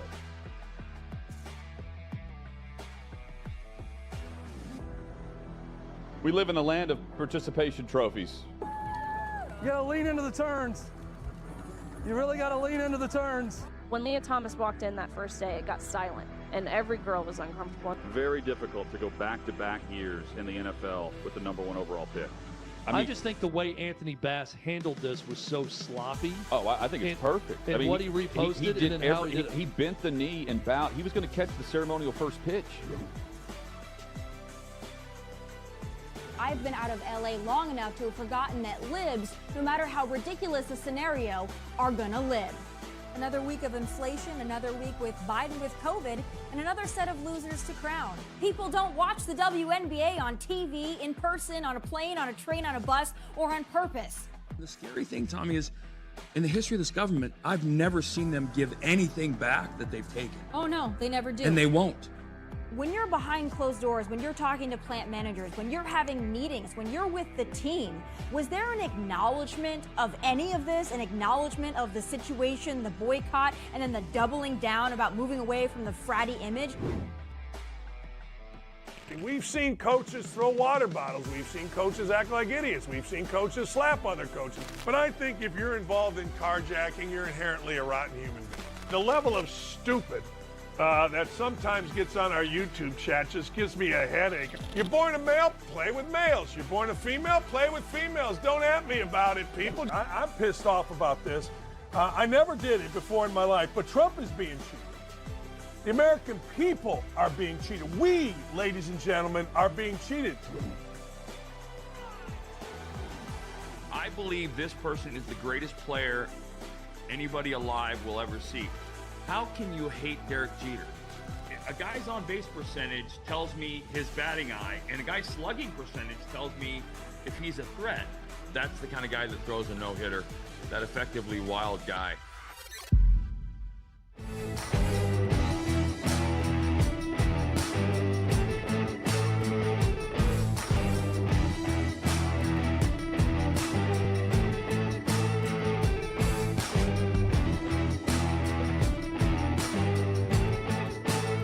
Old Smoky Moonshine and Whiskey. A bold taste of a Southern legend.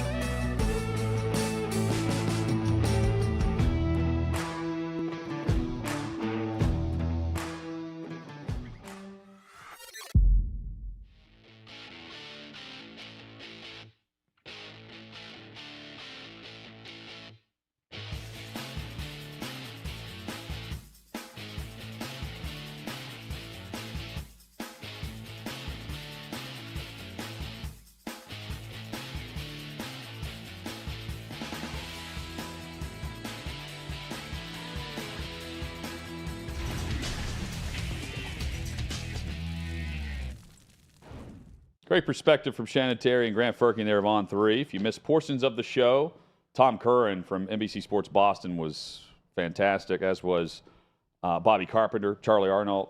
Always on demand. YouTube is where you can find us. Search out OutKick. Subscribe to the channel while you're there. Ring the bell. Pound the like button. Join Chad on the chat live, 3 to 6 Eastern for Hot Mike with Hutton and Withrow. Chad, Fred McGriff, the crime dog in Cooperstown. There are certain moments where you're like, man, that you could, it's like Chipper going in. You know, there are moments where you watch these guys as kids growing up, and as we were kids growing up, and then they're in Cooperstown. You're like, man, this is like some finality to the team of, you know, my childhood. Well, so many memories come back with Fred McGriff. When he gets traded from the Padres to the Braves, on that night there was a fire in the club level at the old Atlanta Fulton County Stadium. The game was delayed by about 2 hours, and he ends up hitting a walk-off home run to win the game that night. And I'll remember watching that game as a kid. So, yeah, there's a lot of memories. Really cool of Fred McGriff. He was elected not by the writers. He was past the voting stage of the writers. Scott Rowland was a writer selection, but he was elected by his peers, by other Hall of Famers. So made a point to go up and shake the hand of everyone on stage that was a player or that was up there with the Hall of Fame as he gave his 20-minute speech, which I thought was really cool. And he talked about how special it was that while he wasn't elected by the Baseball Writers of America, he was selected by his peers, which was very special to him. One of the greats of our childhood. And Scott Rowland, obviously a terrific career as well. I can't remember. It may have been Chipper Jones. I can't remember who tweeted this or posted this, but it was the room with like Griffey.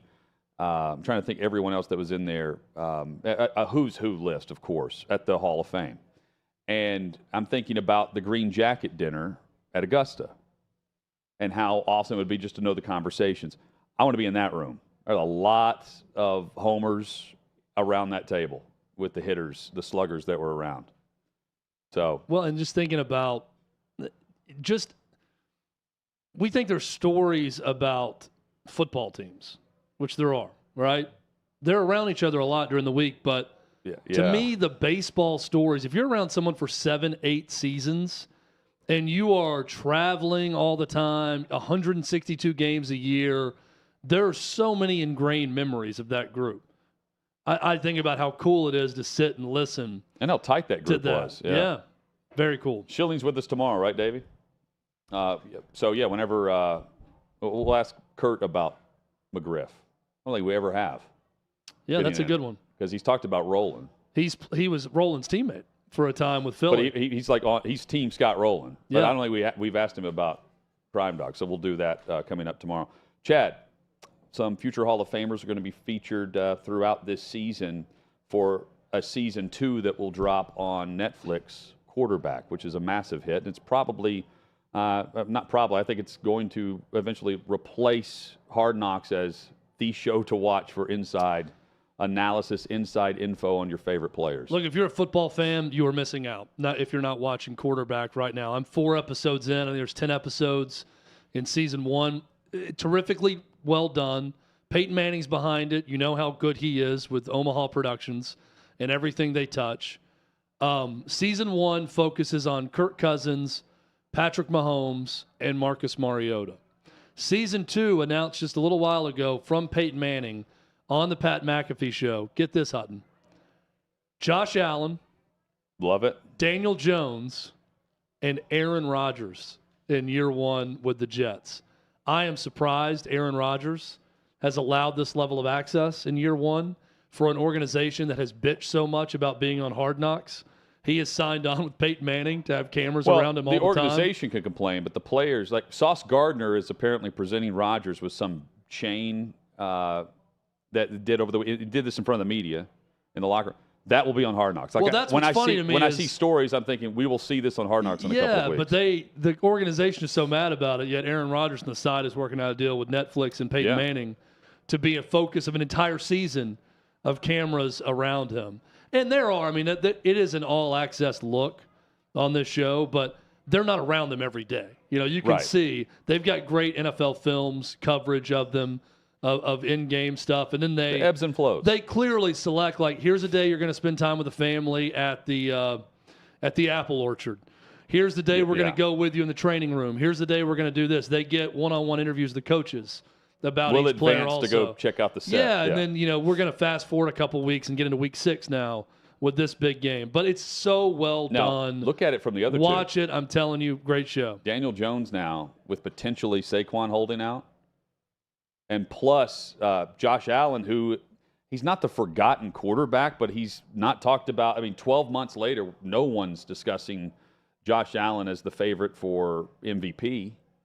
After the duel in the postseason. It's so crazy also because on quarterback season 1 that I'm watching right now, I just got done watching week 6 a year ago.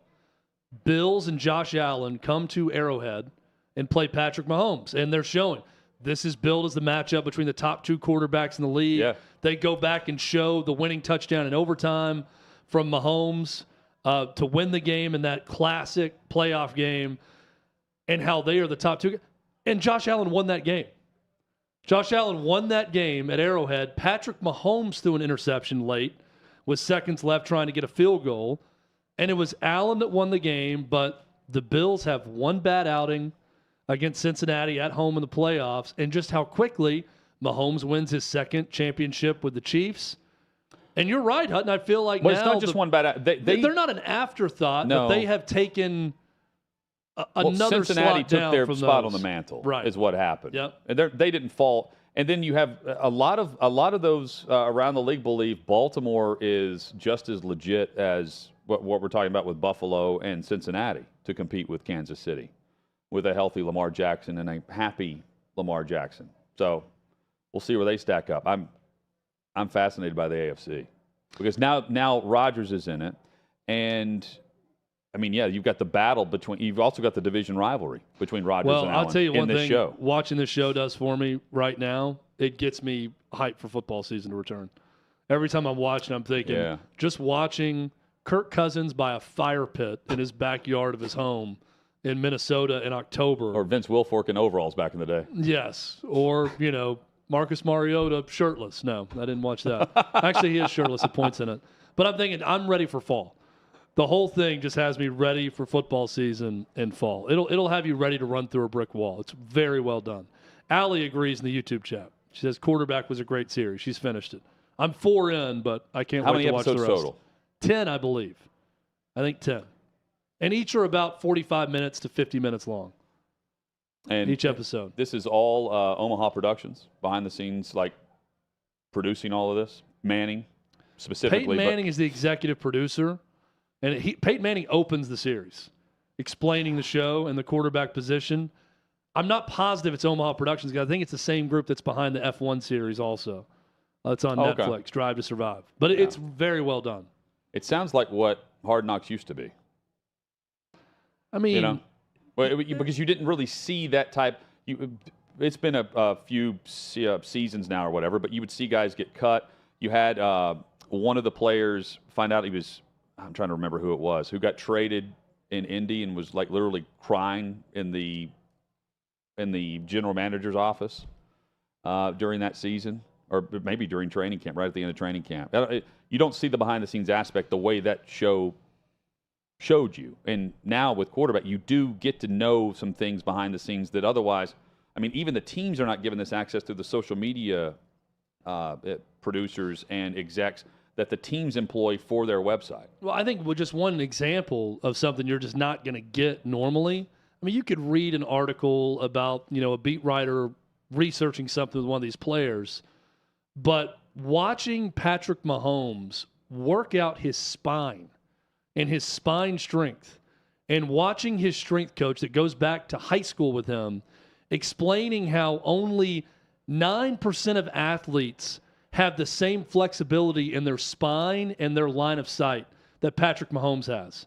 An example, there's no other quarterbacks in the league that can roll left or right and see with their spine and their eyes all the way across the field the way Mahomes can. And he is blessed with that natural ability, but they do these training exercises to strengthen his spine and his neck to have flexibility when he's moving around so he can keep his eyes on all parts of the field at all times. Things like that blow my mind. The other just observation of these three, Herbert and Burrow are not on this list, and they're in a contract spot where they can get extensions now. They're also going to be going through the season where they're definitely going to get one a year from now, right? That all three here got contracts either recently or literally months ago with Rodgers and with Jones. I'm telling you, and you'll see when you start watching it, Hutton. I watch this show and I think there's not a single starting quarterback in the NFL that would not be interesting on this show. Well, Marcus Mariota, who is milquetoast Marcus, when we covered him here with the Titans, is fascinating on this show behind the scenes. I think a lot of that his wife is also expecting a baby throughout the season, which adds a different element and to it. And the baby is born right as he's benched. They're teasing the stuff that's to come when he gets benched and leaves the team. But all that's going to be on the show. And then he was saying he went for the birth of his child. Again, that was a strange thing, too, with Arthur Smith, who coached him here and wanted him there. And then our old buddy Arthur Smith doesn't seem like someone who really wanted to be on this show, though, based on the coaches are short going to hate times this, right? They have with him. Well, Kevin O'Connell is very present on the show. Okay. He does a lot. He's on there a lot more doing interviews. Robert than the other Sala's not going to coaches. be seen very much, I'm guessing. No, Arthur Smith's not seen Maybe Nathaniel much. Hackett. I'm trying to think. Andy Reid is on camera doing interviews about Mahomes, but it's a good show. I can't wait for season 2. Chad, another player has been suspended indefinitely. Awazaruke is from the Broncos, has been suspended indefinitely for gambling, for violating the gambling policy. So he's eligible for reinstatement. It's a full year at least on the, indefinite term there. So it's right as training camp would be beginning next year is whenever the NFL is saying he's eligible to apply for reinstatement. But here we are, a couple weeks later after having the big discussion about the policy, whether or not the players know about it or not, these will continue to trickle out. But it's not going to be a major issue until there is a player on this list that's irreplaceable. And that's are they going down the quarterbacks. line of sports books to find out their information? No, on it? Or did this guy actually do it after the last round? There's no other details than that. But again, it doesn't matter if you did it after the last round. They're retroactively going back if they found bets I know, but I and feel like suspending you. when they had that last announcement, they found everyone they could at the time. I didn't know how they're getting information from the past now trickling forward. To my knowledge, they are just handed reports and proof that it's their account and their money that they bet. And I'm sure from there you go through the PA and then you go through the agents to inform everything. The team doesn't know all that much until last minute.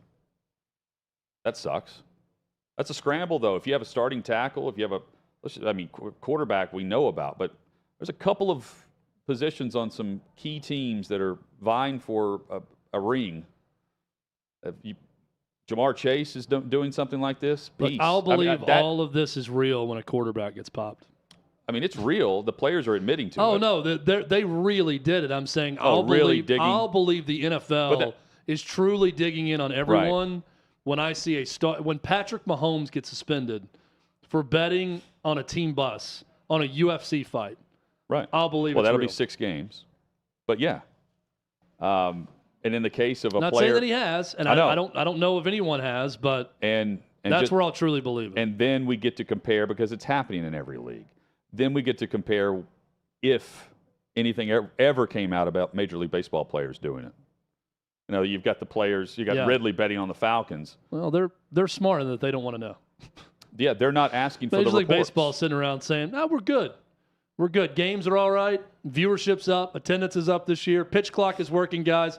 We don't need some sort of Pete Rose level scandal in our sport. We're good. Ohtani's going to be traded. Fingers crossed. FanDuel, DraftKings, we want none of your data. None of it. We don't care. Back at it tomorrow for the Tuesday edition of Hot Mike with Hutton and Withrow, 3 o'clock Eastern.